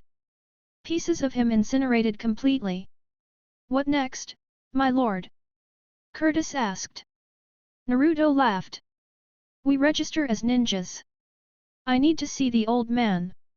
You expect me to believe, you're Naruto Uzumaki, and this is your subordinate, Curtis. Exactly. Naruto sat before Hiruzen, legs crossed, hand on his cheek, exuding dominance. Curtis stood behind, ever vigilant. Prove. Hiruzen demanded, signaling ANBU beneath the table. Naruto sighed, flicking his fingers, sending his memories into Hiruzen's mind. Life before death, a glimpse of hell. Coughing, Hiruzen saw ANBU rush in, only for their weapons to be sliced away by Curtis. Next time, it's your life, Curtis warned. I believe you. It is Naruto Uzumaki. But, how are you alive? I saw your body. I went to hell, became Demon King, now Naruto Harano Leviathan, Naruto said. I'm here to join my sister's team. Hiruzen was floored. Before him sat the Demon King, Naruto Uzumaki, and Curtis ready to strike. What about the 9 tails? Naruto smirked. Which one? You saw one in my memories, assuming there's only one is naive. The 7th floor of hell hosts a whole clan of multi-tailed foxes. Hiruzen truly did see Naruto walking alongside a fox. Yet, if there were more than a single 9 tails, the advantage for Konoha would be staggering. Imagine having 2 Jinchuriki of that magnitude. The sheer power they could wield would be unmatched. No one could oppose them. With such strength, the village could dominate the world. Look at him, practically salivating at the thought. Humans fall into sin so easily. God's perfect creation, my foot. I make perfection myself, Naruto mused darkly, a cruel grin playing on his lips at Hiruzen's lust for power. So, where is the 9 tails? He has a name. It's Kurama. And you'd better use it, or else. Is that a threat? Hiruzen asked, his voice cold, carrying a subtle edge of deadly intent, the kind that could bend even the strongest to his will. Behind Naruto, Curtis' hand twitched, restrained only by sheer force of will from striking Hiruzen on the spot. Naruto chuckled. Weak old fool. It is a threat. Call him by the wrong name again, and I'll end you. His tone was dead serious, utterly intolerant of disrespect toward his closest companion. Hiruzen had expected his ANBU to descend and restrain Naruto, signaling them to act. Yet none appeared. Where had they gone? They're dead, Naruto said smoothly. Look to your left. Hiruzen froze, holding the demon's gaze before cautiously turning his head. The sight stole the breath from his lungs. His ANBU operatives were pinned against the wall in grotesque positions by their own bones. Blood pooled beneath them, dripping from their shattered bodies. What? When? How? Hiruzen's mind raced, horrified. I didn't move. I haven't left this spot, Naruto stated, almost reading the Hokage's thoughts aloud. Hiruzen's glare stayed locked on Naruto, who remained seated casually, legs apart, leaning back. Then his gaze flicked to the black-haired figure standing silently behind Naruto. Curtis opened his eyes, and in that instant, Hiruzen's mind was assaulted with memories of Curtis slaughtering his ANBU, the cries for mercy echoing in his head. Every plea ignored, every life extinguished with ruthless efficiency. Those black eyes burned into him, judging him completely, threatening the very core of his being. A shiver ran down Hiruzen's spine as Curtis' presence alone seemed to pull at his soul. We're drifting off topic. Let's return to why I came, Naruto snapped his fingers. Instantly, the corpses and blood vanished without a trace. Now, put me on a team with Sakura-chan. His voice flowed like a calm mountain river, deceptively serene. Why should I? They graduate tomorrow. Teams are already arranged. You'll disrupt everything. Hiruzen attempted reason, trying to dissuade him. Why would the Demon King settle for a low rank? A jounin role would suit you far better than a genin. He sought to appeal to Naruto's ego, hoping it might sway him. You tread a dangerous line, Naruto replied, smirking with chaotic eyes. I've killed for far less. Trying to manipulate me with flattery? Don't dance with the devil, you won't win. Sweat formed on Hiruzen's brow. The gap in power was undeniable. With Curtis at Naruto's side, reality struck him with clarity. I'll consider it, but I must bring it before the council, Hiruzen said, still trying to assert authority. No. I'm talking to you, not them. How long will you let the council control you? I belong on that team. I've never been a genin before, it's the perfect way to connect with the village. Besides, I want to be Hokage. Hiruzen's eyes widened in disbelief. You want to be Hokage? That's right. I want to earn the village's respect, and nothing will take that from me. He studied Naruto closely, searching for deceit, finding none. The Demon King as Hokage, combined with the forces of hell. How could he resist? Very well. I'll assign you to her team, Hiruzen conceded, scribbling a note. Give this to Irika. I'll inform him in advance. Good. Naruto rose, walking to the door with Curtis behind him.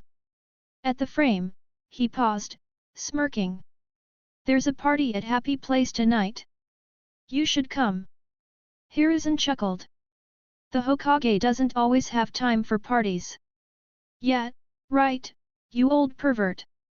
I know you'll be there, Naruto laughed, closing the door. Once alone, Hiruzen felt his chest tighten, a cold sweat breaking out. His heart raced uncontrollably. Being near him, it's like facing death. Is this pressure natural, or deliberate? He gasped for air, clutching across from his desk, praying fervently.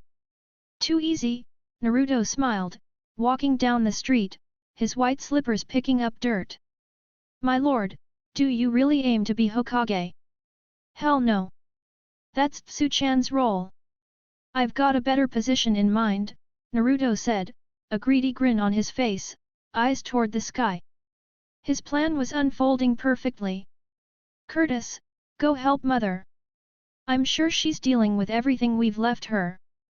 Curtis took to the sky, trailing purple light, and entered the house, removing his boots.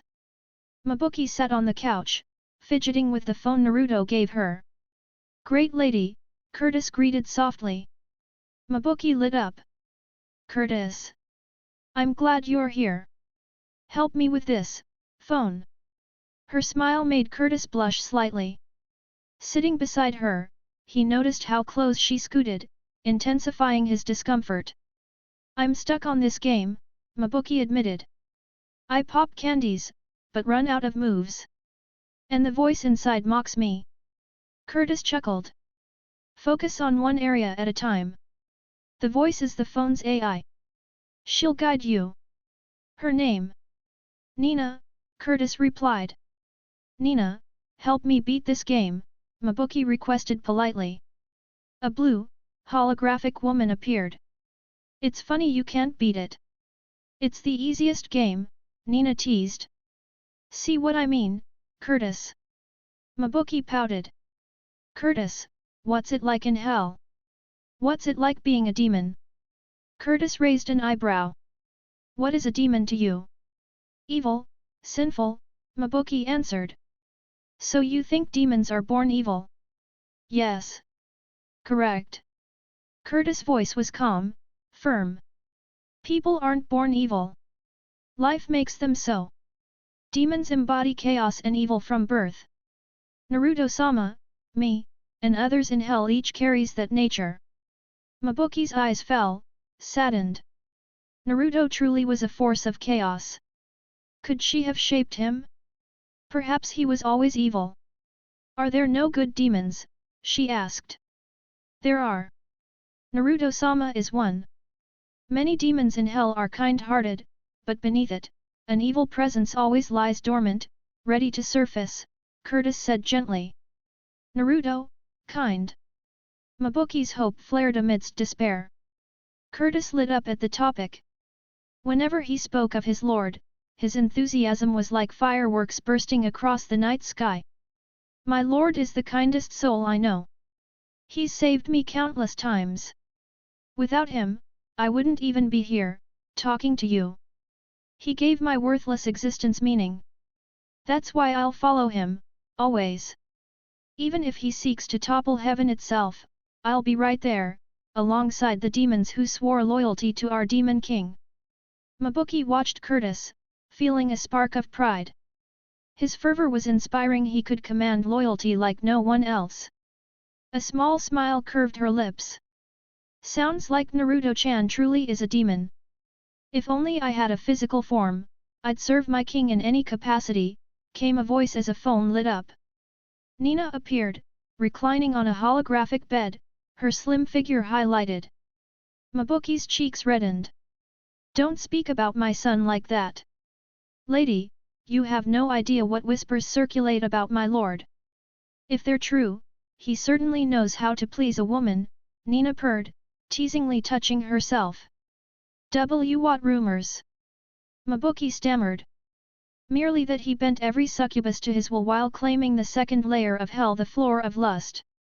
Enough, you disgusting virus. Curtis swatted at the flickering hologram. Virus. I'm the latest update. I don't catch things like that. Nina shot back as Curtis tried to push her away. Whatever. Just disappear, Curtis muttered, tossing the phone toward the kitchen. Now, about hell, what exactly do you want to know? Mabuki sank into the couch cushions. What's it like? All the stories say it's just fire and screaming souls. True, but the possibilities are endless, Curtis replied, pulling up a video.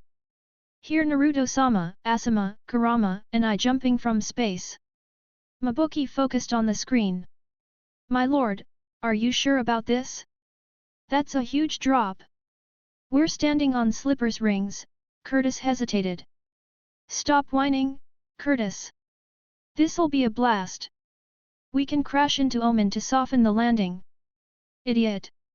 You're banned from that planet. You seduced the ruler's daughter and looted their wealth, Kurama scolded, human form eyes rolling. In Naruto-kun's defense, she came onto him first, Asuma chimed in, defending her beloved. Naruto grinned. See? That's why I love you. He kissed Asuma, making her blush at the affection. They were at the fifth layer of Hell Greed, ruled mostly by humans under Adam, the king of humans. The group floated on the white rings encircling the planet Slippers, 6 rings holding it in place amid the endless void of space. Below them loomed Omen, where their daring leap would land. Make sure to record this, Curtis. Cold Tube is gonna love it. Got it. Curtis held up the phone. Alright, let's go. Naruto sprinted, leaping off the edge. One by one, they followed, spinning and laughing through the fall toward Omen. Unbelievable. Curtis shivered recalling it. Mabuki asked, who is Asuma? One of Naruto-sama's mates, Asuma of Dark Matter.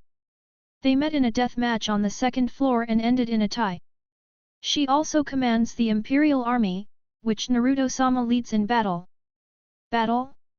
How many mates does he even have? Mabuki pressed, shaking Curtis. Stop shaking me, and I'll explain, Curtis replied, brushing hair from his face. Sorry, Mabuki relented, finally noticing Curtis' muscular arms and broad shoulders. She blushed and let go. My lord has fought in more wars than this world could count times 100.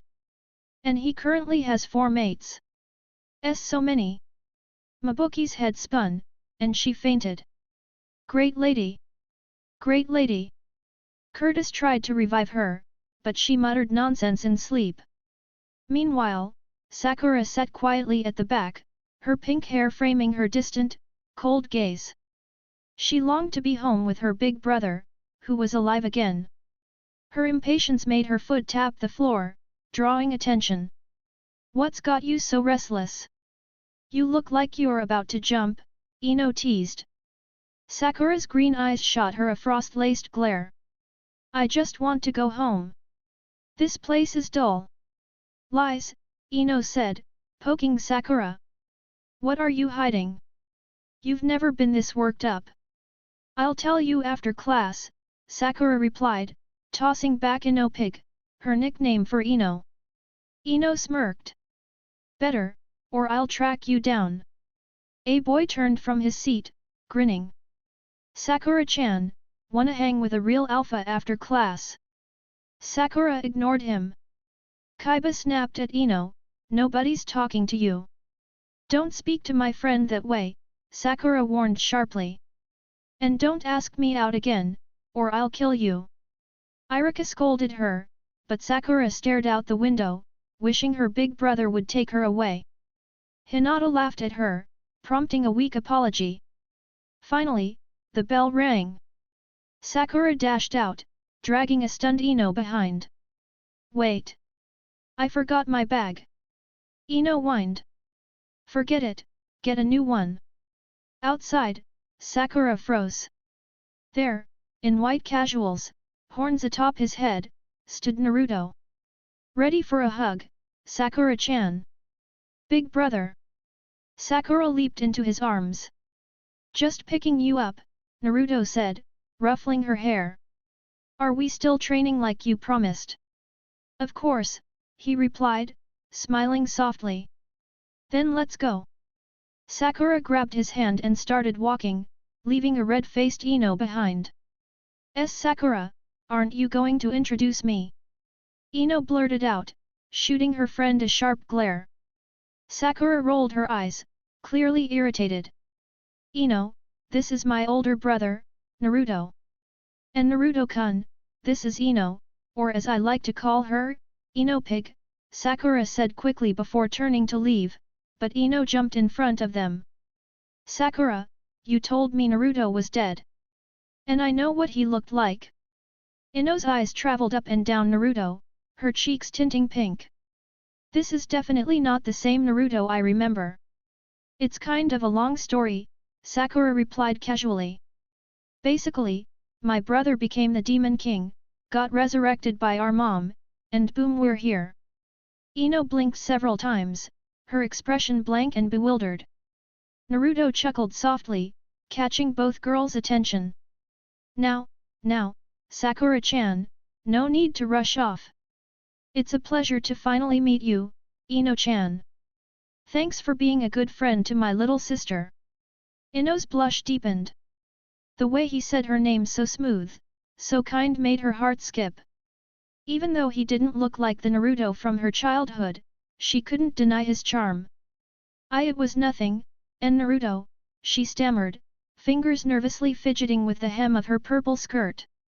Looking into his eyes felt like too much for her heart to handle. Sakura frowned. Watching Ino's reaction to her brother made her feel strange. Annoyed. Jealous, even. Why was she feeling this way?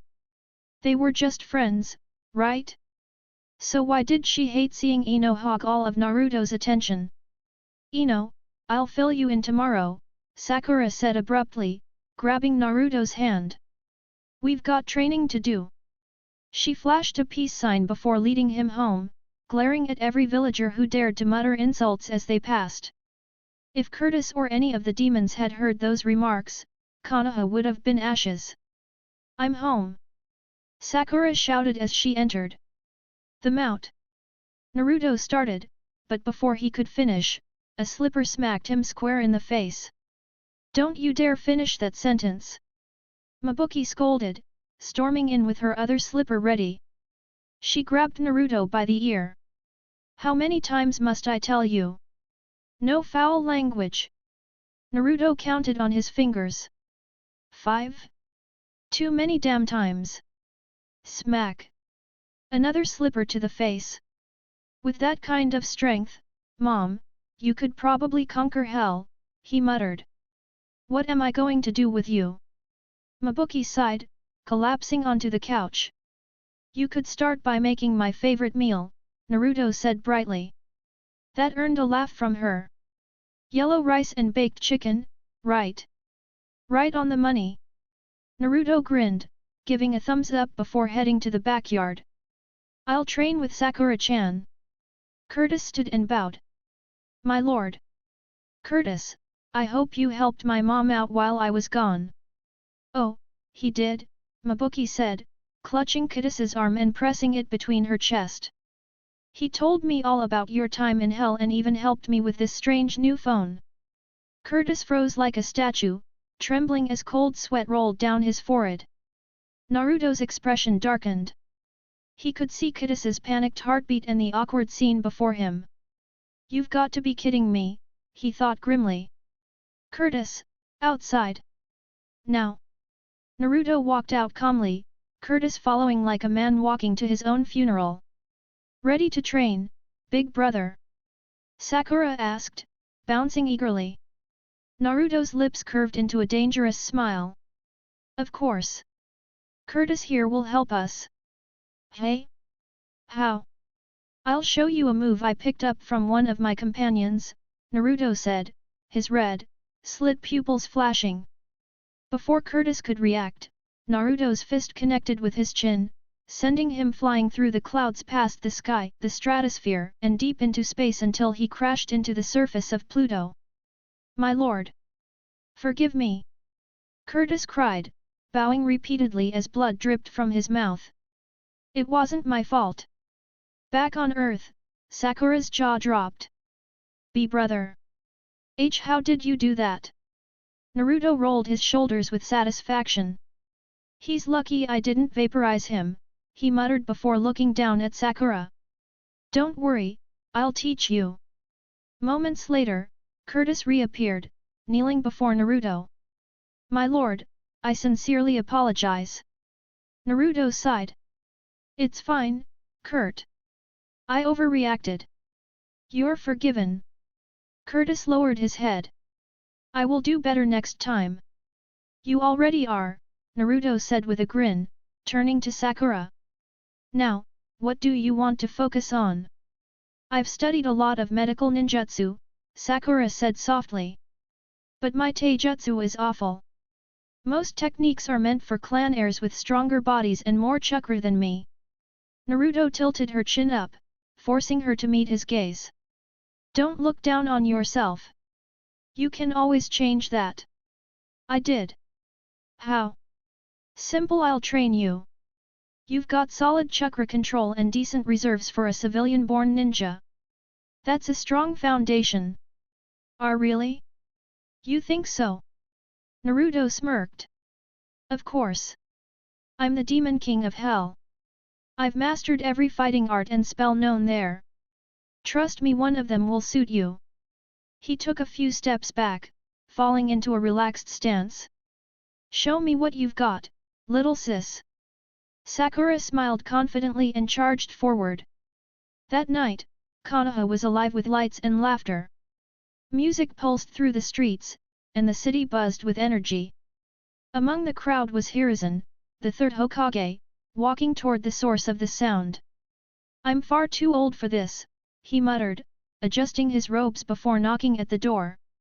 The door swung open to reveal a shirtless Naruto, grinning ear to ear. Hiruzen. Glad you could make it. Get in here, old man. Looking sharp, Hokage-sama, a drunk shinobi called. Naruto handed Hiruzen a glowing cup. Here, try this. Straight from hell itself. I can't drink, I'm the Hokage. Hiruzen protested weakly. Relax. It's a party, not a mission. Naruto laughed. The old man reluctantly took a sip and immediately coughed violently. Gee, good lord! What is this? Naruto smirked. Demon brew. Potent, hey. Before Hiruzen could respond, a woman wrapped herself around Naruto's arm. Naruto-sama, she purred, tugging her top down slightly. You could make my night even better. Naruto chuckled, sliding a few bills into her cleavage. Not tonight, June. Treat yourself, though. She squealed happily, kissing his cheek before dancing away. Enjoy yourself, old man, Naruto said with a grin as a green magic circle glowed beneath him, warping him away. Meanwhile, in a quiet room far away. Are you sure it's okay for us to be here?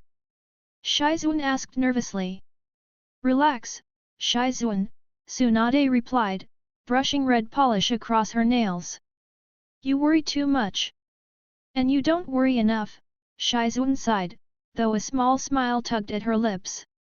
Ever since Naruto entered Tsunade's life, the legendary Sunin had changed. The once broken woman, drowning in grief and alcohol, now smiled again. She laughed. She lived.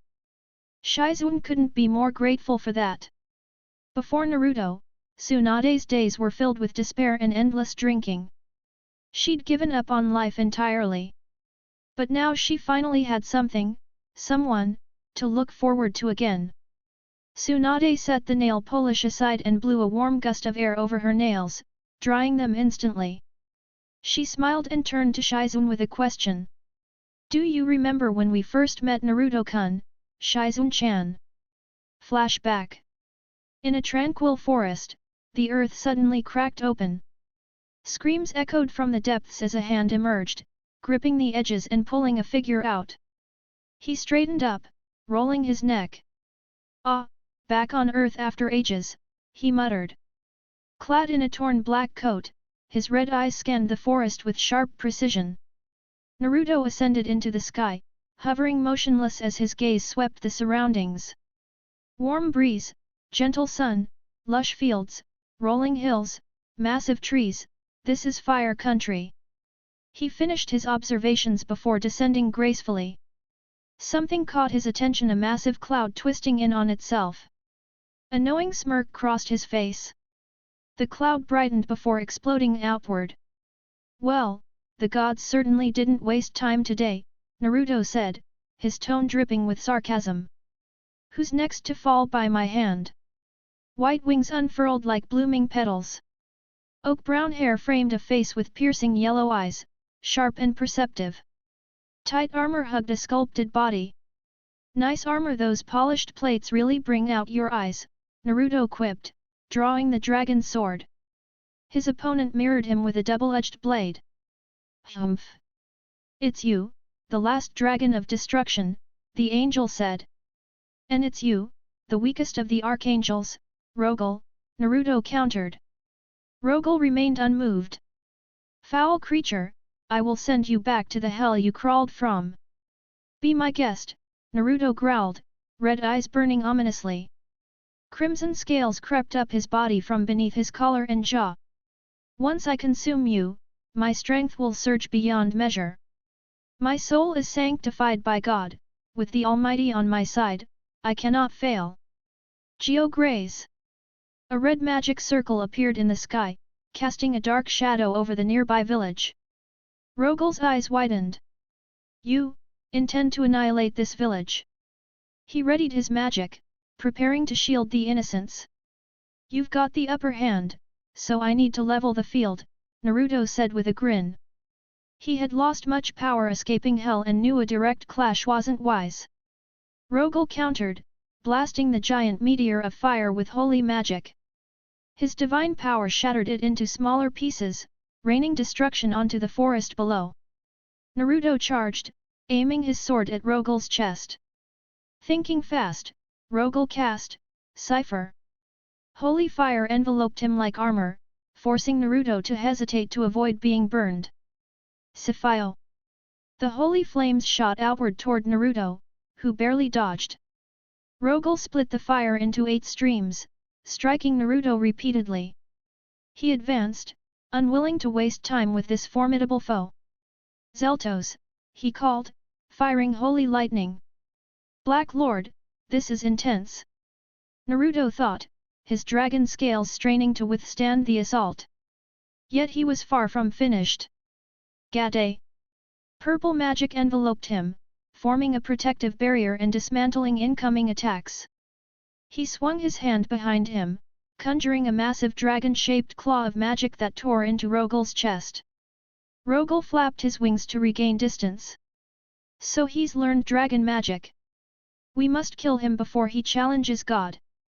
He bit his thumb, blood forming into multiple clones.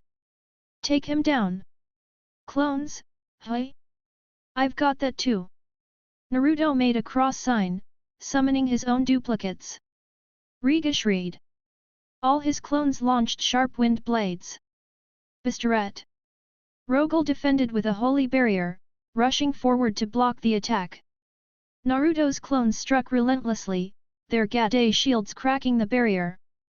Rogel released feathers from his wings, impaling the clones. My ultimate attack will end you, he declared, striking Naruto and sending him flying at breakneck speed. Teo Triath. Light shot from his sword, the most potent holy spell he could muster. If that hits, it's over, Naruto thought, preparing a counter. He summoned a magic circle radiating intense heat. Avia Stangiera. Red flames spiraled from the circle as Naruto added a golden breath of fire, intensifying the attack. What? Impossible. Rogel panicked, watching the two forces collide, obliterating the small village and everything within a 20-mile radius. When the smoke cleared, Naruto stood over a fallen Rogel. This was the outcome all along. He stabbed the angel through the heart, then plunged a glowing purple hand into his chest, extracting a golden orb. Lunch is on you today. Naruto consumed the orb, feeling power surge through him. Once I return to hell, the demon lord on the 8th floor better watch out. His tattered coat gone, only black pants remained. He crouched and leapt toward nearby mountains. Oh! Injured, Naruto began to fall. He couldn't fly with his wounds. This is going to hurt. Two women walked the road ahead, a busted blonde and a slim black-haired girl, Tsunade Senju and Shizuan. Tsunade's green haori fluttered as her hair swayed. She looked at Shizuan, who squinted toward the horizon. Lady Tsunade, what is that? What do you mean? Tsunade focused her chakra-enhanced vision, widening her brown eyes in shock. It's a body. She hurried over, kneeling beside him. Oh my god, what happened? Shizuan panicked. His clothes were in tatters, revealing a sculpted chest that made her flush. Tsunade checked his pulse. He's alive. Shizuan exhaled in relief. Tsunade assessed him, black hair, tall, fit, immense chakra reserves. An S-rank ninja, but not in any records I know. Shizuan, this will be good practice. Let's see what you can do. Why yes, Tsunade-sama. Once Shizun treated him, Tsunade hoisted the man over her shoulder. Let's return to town and let him rest. She couldn't leave a wounded person behind, medical ninja principles demanding care, even for a stranger. Had they continued down the road, they might have reconsidered taking him in, seeing the aftermath of Naruto's battle. Naruto opened his eyes, senses sharpening. He sniffed, detecting alcohol, women, and medicine. Confused, he wondered where he was. Suddenly, a large, soft obstruction covered his vision. He realized what it was. Okay, he seems fine now. Let's move before he wakes, a female voice said. Too late. I'm already up, Naruto muttered from beneath Tsunade's chest. Tsunade stepped back, scowling. She hadn't intended to provide a show. Well, if you're fine, you can leave. She had no idea how quickly he had recovered. It reminded her of her grandfather's resilience. Did you just heal me? Naruto asked, glancing at Tsunade and Shizun. Indeed, now hand over your payment, Tsunade said, extending her hand expectantly. Naruto smirked, causing a flicker of something in her chest. I have something even better. Without warning, he leaned in, grabbed Tsunade by the throat, and pressed their lips together in a deep, forceful kiss. Tsunade's eyes went wide, completely taken aback. Her cheeks burned as Naruto pushed into her mouth, his hands roaming until one slipped beneath her shirt, cupping her bare breast. Nearby, Shizun's face turned crimson, her hands covering her cheeks. This is too much, she squeaked, fainting from shock. Tsunade let out a soft moan, closing her eyes as she started to succumb to the sensation until she opened them, swung her fist back, and struck Naruto with full force, intending to knock him out cold. Her blow hit him, jerking his head back violently.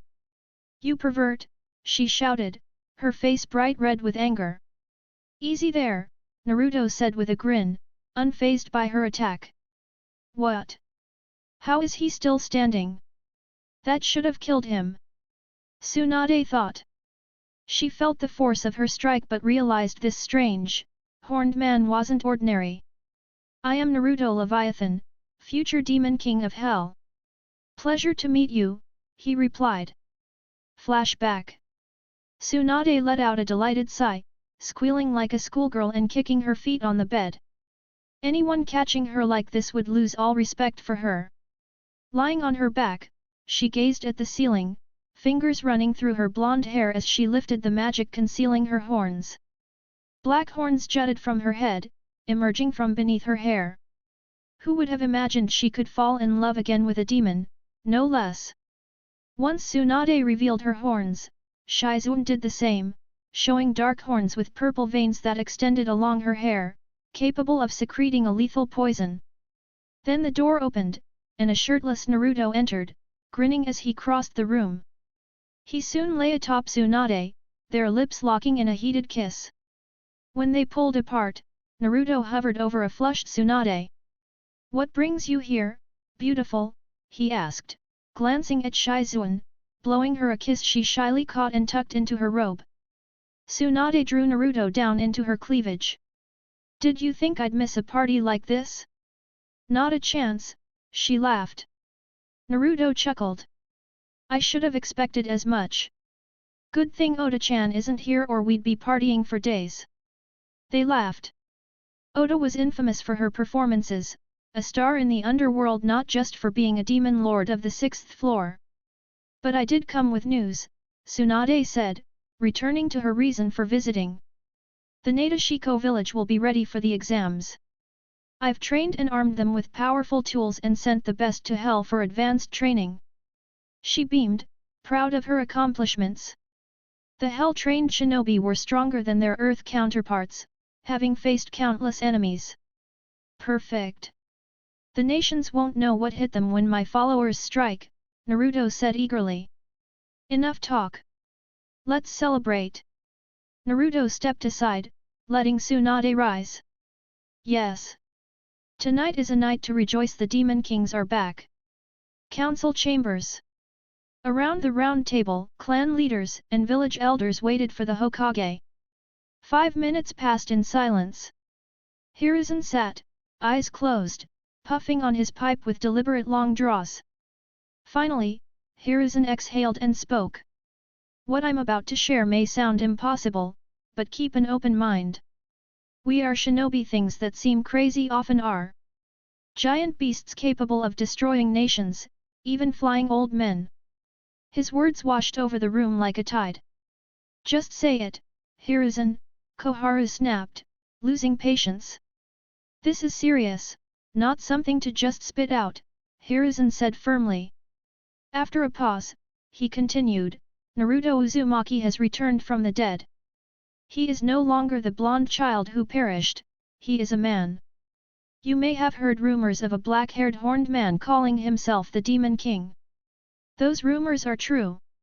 Shock rippled through the room, even Hayashi showed a flicker of emotion. What? Are you telling us the Nine Tails host is a demon? Tsum Inyazuka demanded, her wild eyes wide. I've seen it myself, Hiruzen said gravely. He even showed me memories. Danzo scoffed. Hiruzen, anyone with sense would see through a genjutsu. The boy's manipulating you. Maybe it's time you step down. Instead of offense, Hiruzen laughed, patting his stomach. Still the comedian, Danzo. Always good for a laugh. Danzo's stoic mask stayed in place, but Hiruzen's demeanor turned icy. This is no joke. Naruto Uzumaki and his associates are deadly. His bodyguard, Curtis, slaughtered my ANBU squad without hesitation. Do we intervene? Shikaku asked, focused. I'd like to, but he is untouchable. Curtis killed them methodically, expressionless, Hiruzen explained, shuddering at the memory. And he serves Naruto, calling him Lord. That shows Naruto's power is beyond imagining. Silence fell over the room, heavy and suffocating. This must remain secret. The public cannot know a Demon King walks among them, Hiruzen said.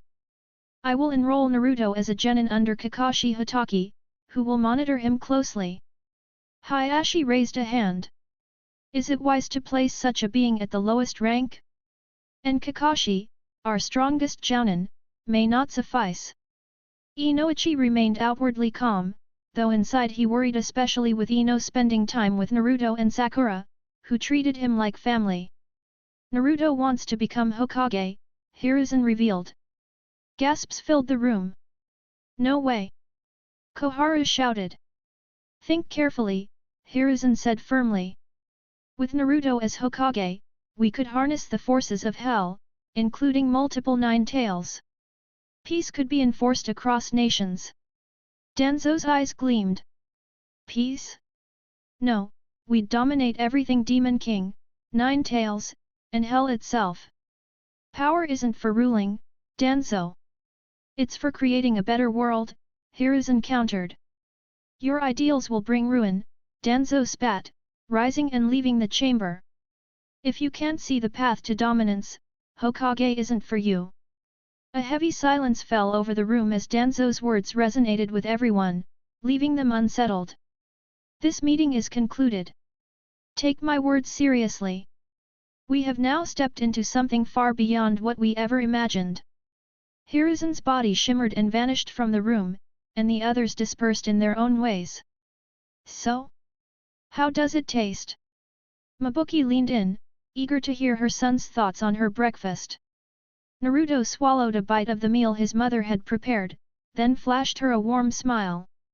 Mabuki's face lit up. It's amazing, just like I remembered. The women in the room squealed in delight.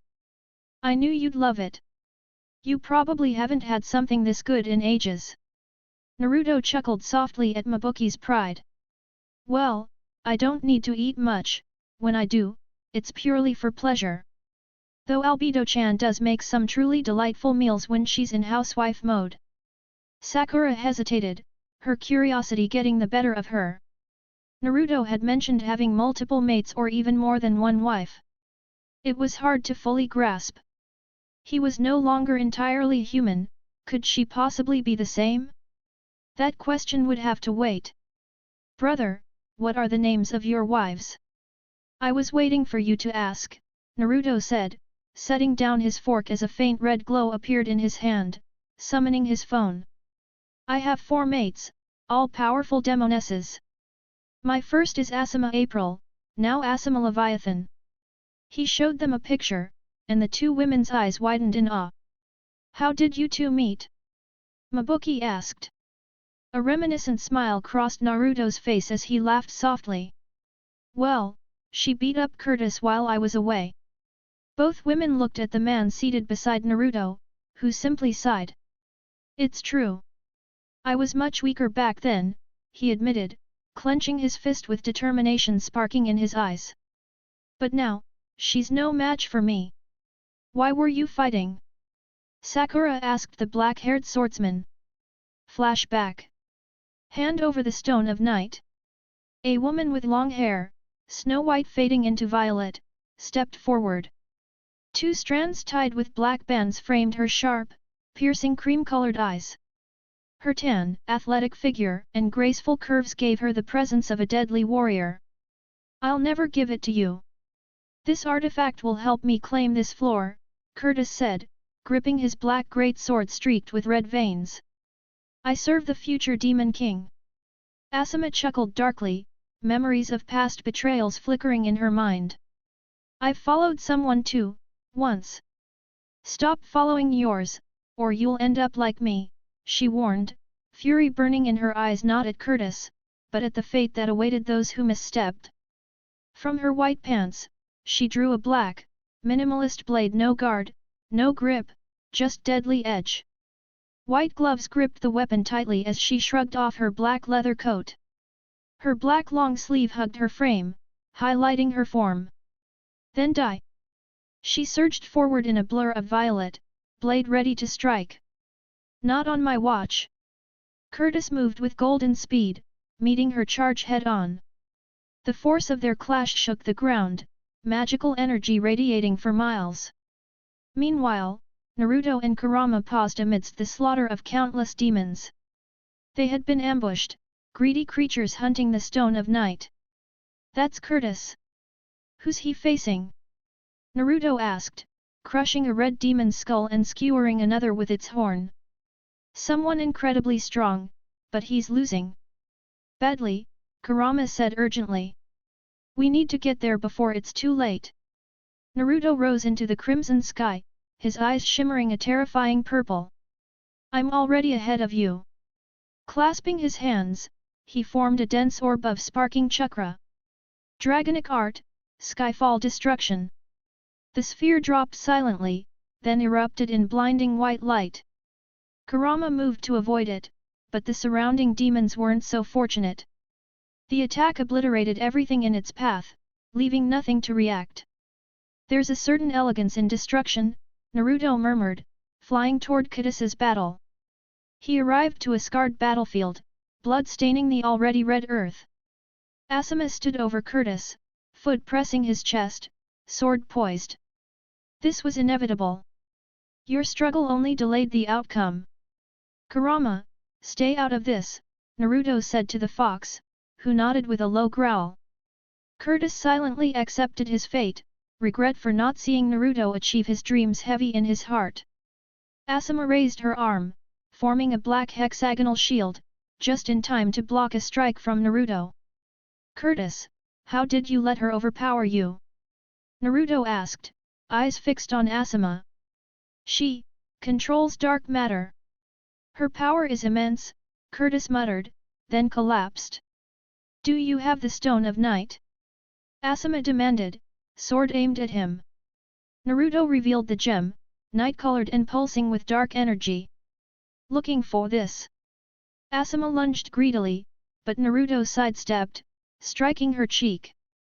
This stone will aid my conquest of hell, not yours. He pocketed it and drew the dragon blade. Care to join me? No, Asuma spat. I have my own vengeance. Your childish ambitions won't interfere. That arrogance would be her undoing. We'll see. Naruto ignited his blade, striking Asuma, who blocked and countered. He spun her through the air, sending magic slashes raining down. Radiant slash, he called. Void cutter, she countered, beams colliding with thunderous force. Naruto's attacks were relentless. Asuma summoned a barrier, but he kept pressing. Each clash carved wounds that healed almost instantly, red scales beneath his skin protecting him. Watch carefully, as the new Lord of Demons fights. Naruto smirked, summoning the Eyes of Destruction and ancient Leviathan runes. With the final infusion of Jirazd, he unleashed a devastating new magic spell. How, where did you even learn those ancient runes? And, are those really the Eyes of Destruction? Asuma stumbled back, her fear swelling and her pulse racing. Her usually confident, relaxed demeanor crumbled into raw terror. This can only mean one thing. Exactly, Naruto's voice thundered over the crackle of electricity in his palm. Feel the spirit of the dragon you dared to awaken. G. Novus. Black lightning surged from his hand, shooting straight toward its target. Asuma barely had time to react, forcing her magic to surge. At her fingertips, black energy coalesced, and she transformed her forearm shield back into a weapon of dark sorcery. Dark Twin Dragon, she declared. The two forces collided midair, but Asuma's attack was effortlessly overpowered. Jagged bolts of lightning tore into her flesh, gnawing at her very essence, and she shrieked in excruciating pain. Ah, your suffering is delicious, Naruto murmured, stepping forward as his spell dissipated. He pressed a boot against her chest. So, ready to join me now? And she did, and from that moment on, we've been inseparable, Naruto continued, sipping from the juice beside him. But that's nothing compared to how Kurama fell in love. I still laugh when I think about it. His chuckle was warm and infectious. The mother and daughter exchanged uncertain glances, unsure how to react, but they were quietly happy for Naruto, knowing he had found people he truly cared for. Mabuki's thoughts snapped back to reality. Oh, shoot. You two need to get going, or you'll be late for team placements. You can't miss this day. Exactly. Team placements, brother. Sakura sprang up, too excited to even push her chair back. We have to hurry. She dashed like lightning, slipping on her shoes. Naruto pushed the chair in and moved to the door. With a snap of his fingers, his clothes shimmered, transforming into an outfit befitting his stature. His shirt, buttoned neatly except for the top two buttons left undone, matched the color of his eyes and revealed his sculpted chest. A green necklace, a gift from Tsunade, hung from his neck. His black pants were crisp and smooth, perfectly tailored, and his shoes were polished black loafers. All set. Let's go. Mabuki hugged them both and kissed each cheek. Have a good day and stay out of trouble, especially you, Naruto. Hey! I'm a well-mannered adult. Tell that to your past history, she teased. Naruto just laughed. Anyway, off you go. She waved them out. As they walked to school, Naruto sensed someone tailing them, masked shinobi on the rooftops, 4 of them. Line them up, knock one over, and the rest follow, he mused, smirking. So Hiruzen finally informed the council. Now they're scared. Danzo will try to meet me, and he'll play right into my game between heaven and earth. Why are you grinning like that? Sakura asked, eyebrow raised. Just excited to mess with you all day, Naruto replied, looping an arm around her shoulder with a sly smile. Sakura jerked back, giving him a warning glare. Don't even think about it. Just joking, Naruto said, striding toward the academy to get assigned to a team. It was thrilling, something he had never done before. Through the school halls, Naruto drew countless stares.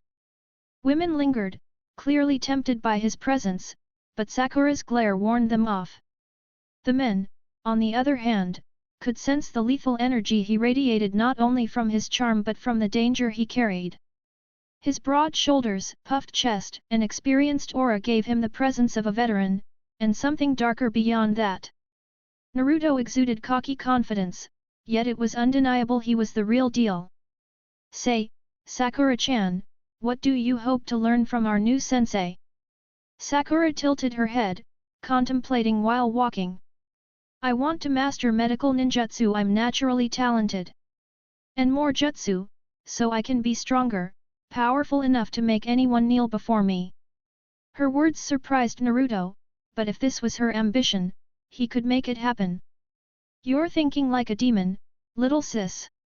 Haven't been hanging around any demons, have you? Naruto teased, ruffling her pink hair. Sakura's eyes widened, panic flickering inside.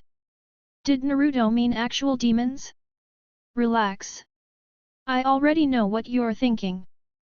Brother, I am sorry, she stammered. Naruto waved her off, sliding his arm around her. No, my fault. But trust me, being like me can get you everything you desire. I'll back you up. Being a demon isn't just about doing evil. Sakura lowered her gaze, reconsidering her judgment. He was her brother, he wouldn't lead her into something he hadn't already tested. Maybe demons weren't so bad. Only time would tell if she'd take him up on it. But here's the class. Let's get assigned to our teams. I'm actually excited. The girls will freak when I tell them, especially Albedo-chan, Naruto said, pushing the door open to reveal students at their seats and Irika waiting behind the desk. Spotting Naruto, Irika jumped to his feet, adjusting his clothes nervously. And Naruto, right? The Hokage said you'd be coming. He extended a trembling hand. Naruto smirked, shaking it. Why so tense? Never met a demon before. Well, no. Consider yourself honored. Your first demon encounter is with the king himself. You can die happy now.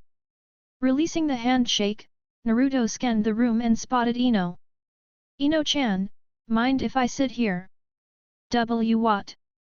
You want to sit with me? Ino flushed nervously. Of course, if that's all right with you. She nodded, and Naruto slid the chair over beside her, flashing an eye smile. Excited? Wondering who our sensei will be? Yes, but I already know my team, and it's terrible. Ino slumped. I'm stuck with a lazy guy and his pillow. Troublesome girl, always talking back, someone called from below. You shut it. Ino shot back. Always so loud, hey. Sakura asked calmly, taking her seat next to her. And must you always be so calm? Try your glare, it'll shut him up. Ino snapped. I'll consider it, Sakura replied. I just hope they don't pair me with Kaiba. I don't feel like going rogue today. Kaiba stayed quiet, likely sensing Naruto's dangerous aura daring him to speak. Now that everyone's here, let's begin. Irika called. First team. Naruto's excitement never waned. He'd learned patience over the years. Team 7, under Kakashi Hatake, Sakura Harano. Kakashi. Naruto thought, recalling the name.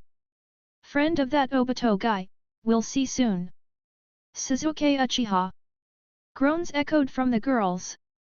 Naruto's mind raced, this was supposed to be a brotherly connection? Perfect for stirring things up. He could already feel the darkness and hatred in the boy. And Naruto Harano. Many students stared, bewildered by the coincidence. Sakura gaped at Naruto, who simply smirked. Where there's a will, there's a way, he said, winking. Sakura marveled at how he'd managed it, probably some spell from hell. She was just glad they'd be on the same team. Wah! How did you get your hot brother on your team? Ino gawked. Ino! Watch how you talk about my brother! Sakura scolded, cheeks red. Don't worry, Sakura-chan. I won't steal your girlfriend, Naruto teased with a sly grin. Brother! Don't say that! Sakura punched him, her face aflame. She glanced at Ino, who was also blushing slightly, and quickly looked away. Why is Ino blushing? Could it be? Sakura let the thought trail off, bowing her head to hide the small smile tugging at her lips. If Ino felt anything like she did and wasn't fond of Sasuke, then maybe there was hope. Naruto watched the moment with a nostalgic grin. Young love, hey? Did I act like this once too? Alright everyone, just wait for your sensei to pick you up. And once again, it's been an honor teaching all of you, Irika said, bowing to the students before leaving the classroom, possibly never to see them again. Above, Tsunade and Shizuan soared through the sky, leaving Fire Country behind. Their goal was clear: locate 4 divine beings, crucial to the mission that demanded precision and death. Suddenly, the sky lit up, the stars seeming to gleam brighter than ever. Clouds bunched together as a golden glow emerged from within them. See, Lady Tsunade? I told you heading to the Leaf Village was a bad idea. The angels have found us, Shizuan complained, clearly irritated. Honestly, why do I even bother? You never listen anyway. She rolled her eyes, arms crossed. Stop whining. They would have found us eventually, Tsunade replied, also rolling her eyes, but her attention shifted skyward, wondering who had come to challenge her. From the clouds came a mighty lion's roar. Descending golden staircases revealed a towering figure in a white outfit, adorned with silvery gold armor on shoulders, arms, and legs. White greaves clanged as he walked, a lion of radiant light following him. His short, slicked back white hair caught the sunlight, and his piercing blue eyes shone with intensity. Oh, the king of the kitty cats, Tsunade mocked with a teasing laugh. And a disgusting lizard, Ariel replied, calm but venomous. So, you've come to meet your end. A bit sooner than expected, but it will do, Tsunade said, rolling her neck and discarding her green Haori. Chaos will soon reign. Her body shimmered as dark brown scales spread, growing large enough to eclipse the surrounding mountains.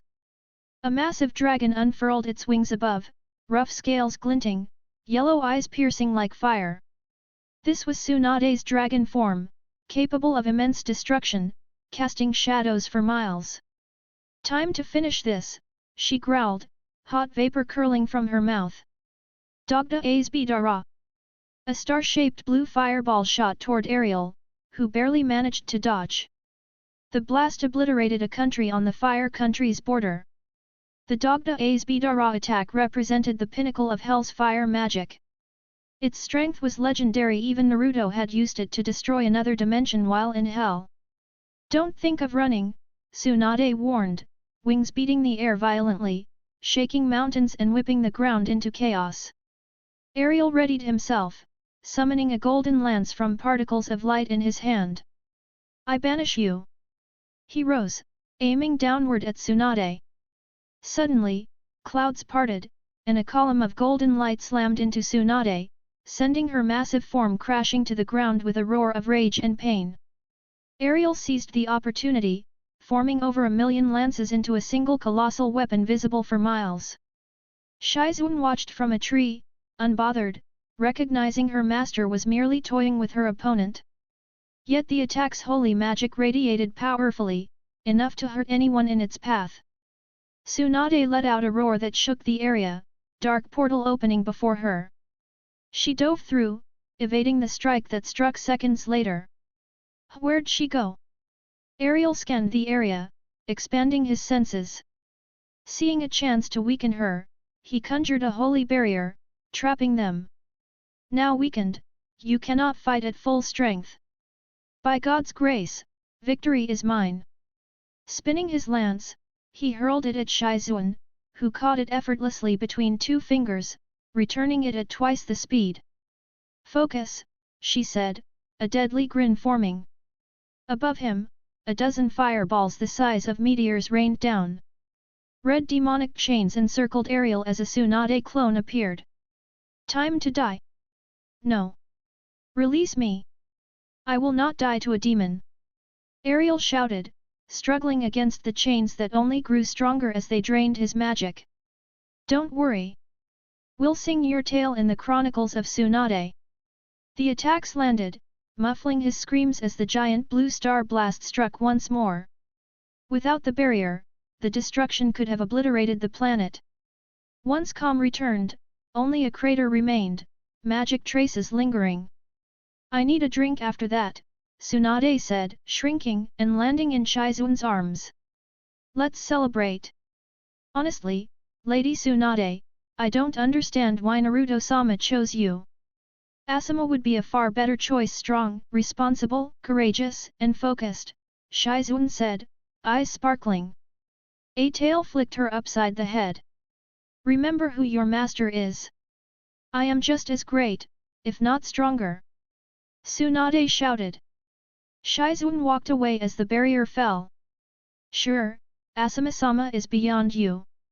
I heard that. Meanwhile, Naruto trained Sakura as they waited for Kakashi. Brother, are you sure this works? It's not responding like you said, Sakura complained. Yes, you just need the right chakra pressure to push the spike out. Naruto demonstrated with the black ball, chakra flowing, and a spike erupted. Control and force matter. Too little or too much, and it fails. I've been doing that for hours. Sakura groaned, exhausted.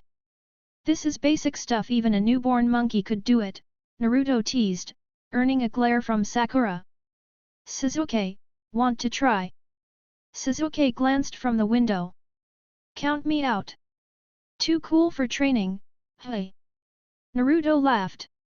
The ball appeared on Sasuke's desk magically. Just try it. Humph. Sasuke touched it, chakra flowing, nothing happened. Not great, Naruto said.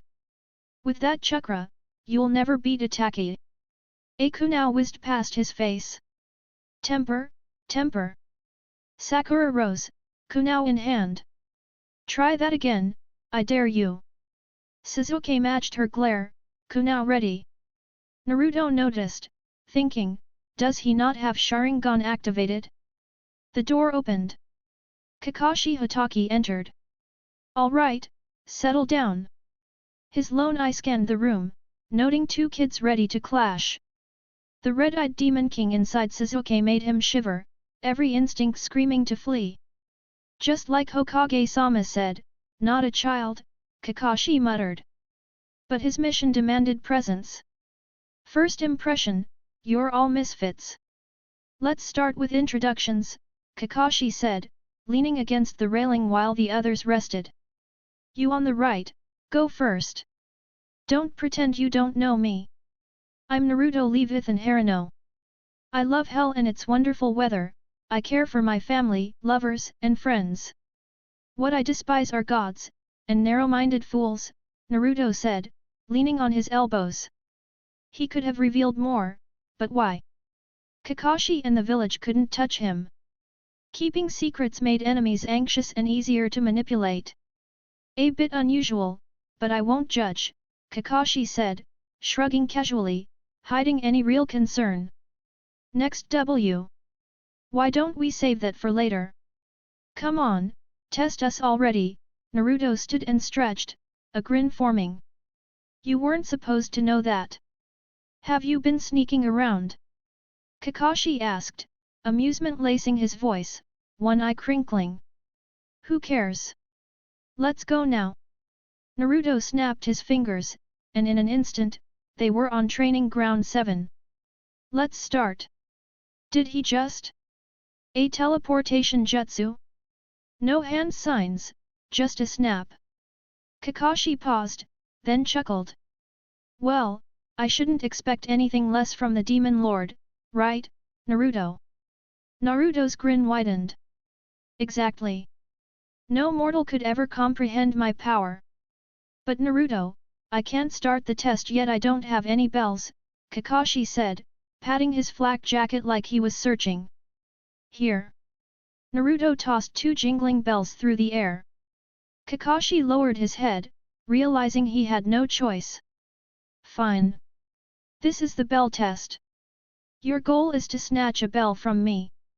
Fail to get one, and you return to the academy for extra training. Kakashi-sensei, there are only 2 bells. How can all of us get one? Doesn't that mean one of us is doomed to fail? Sakura asked, tilting her head. Correct. One will fail. You may not realize it, but Jounin are busy, we only take the most capable shinobi, Kakashi said, tossing the bells in his hand. So you're trying to make us fight each other? How cruel, Naruto laughed. The challenge felt fun, maybe because it was new and he enjoyed manipulating the village like a puppet. Smart? Hiding your abilities and forcing me to react, clever, Kakashi thought, eye crinkling in amusement. But now we play by my rules. All we have to do is take a bell? Easy, Suzuki said with a confident smirk. Yes, a walk in the park for you misfits, Kakashi replied, tying the bells to his waist. Use anything to attack me. Don't hold back. If you lack intent to kill, no bell for you. Now that's thrilling, Naruto said, grinning. Begin. The others can hide, but I can sense them. Naruto, though. You've been here for hours, Kakashi thought. Kakashi's eye opened wide as he spun with a kunao, aiming for Naruto's throat. Instead of dodging, Naruto simply stood ready. Kakashi stopped inches from Naruto's neck, then leapt back. How long were you there? A minute. Now fight, Naruto replied, hands leaving his pockets. Kakashi checked his waist. Bells were secure, for now. A fireball shot from the trees, forcing Kakashi to dodge. Kunao rained toward him, and he deflected them midair, landing safely. Sakura rushed, palm aimed at his gut. Kakashi grabbed her arm and redirected her, but had to block a follow-up kick. Sakura rolled free and pressed her taijutsu attacks. Impressive. She kept him alert. Not bad for a civilian, Kakashi said, parrying the final strike and locking her in a headlock. Go on. Do it, Uchiha. Sakura shouted toward the forest. A massive fireball surged toward Kakashi.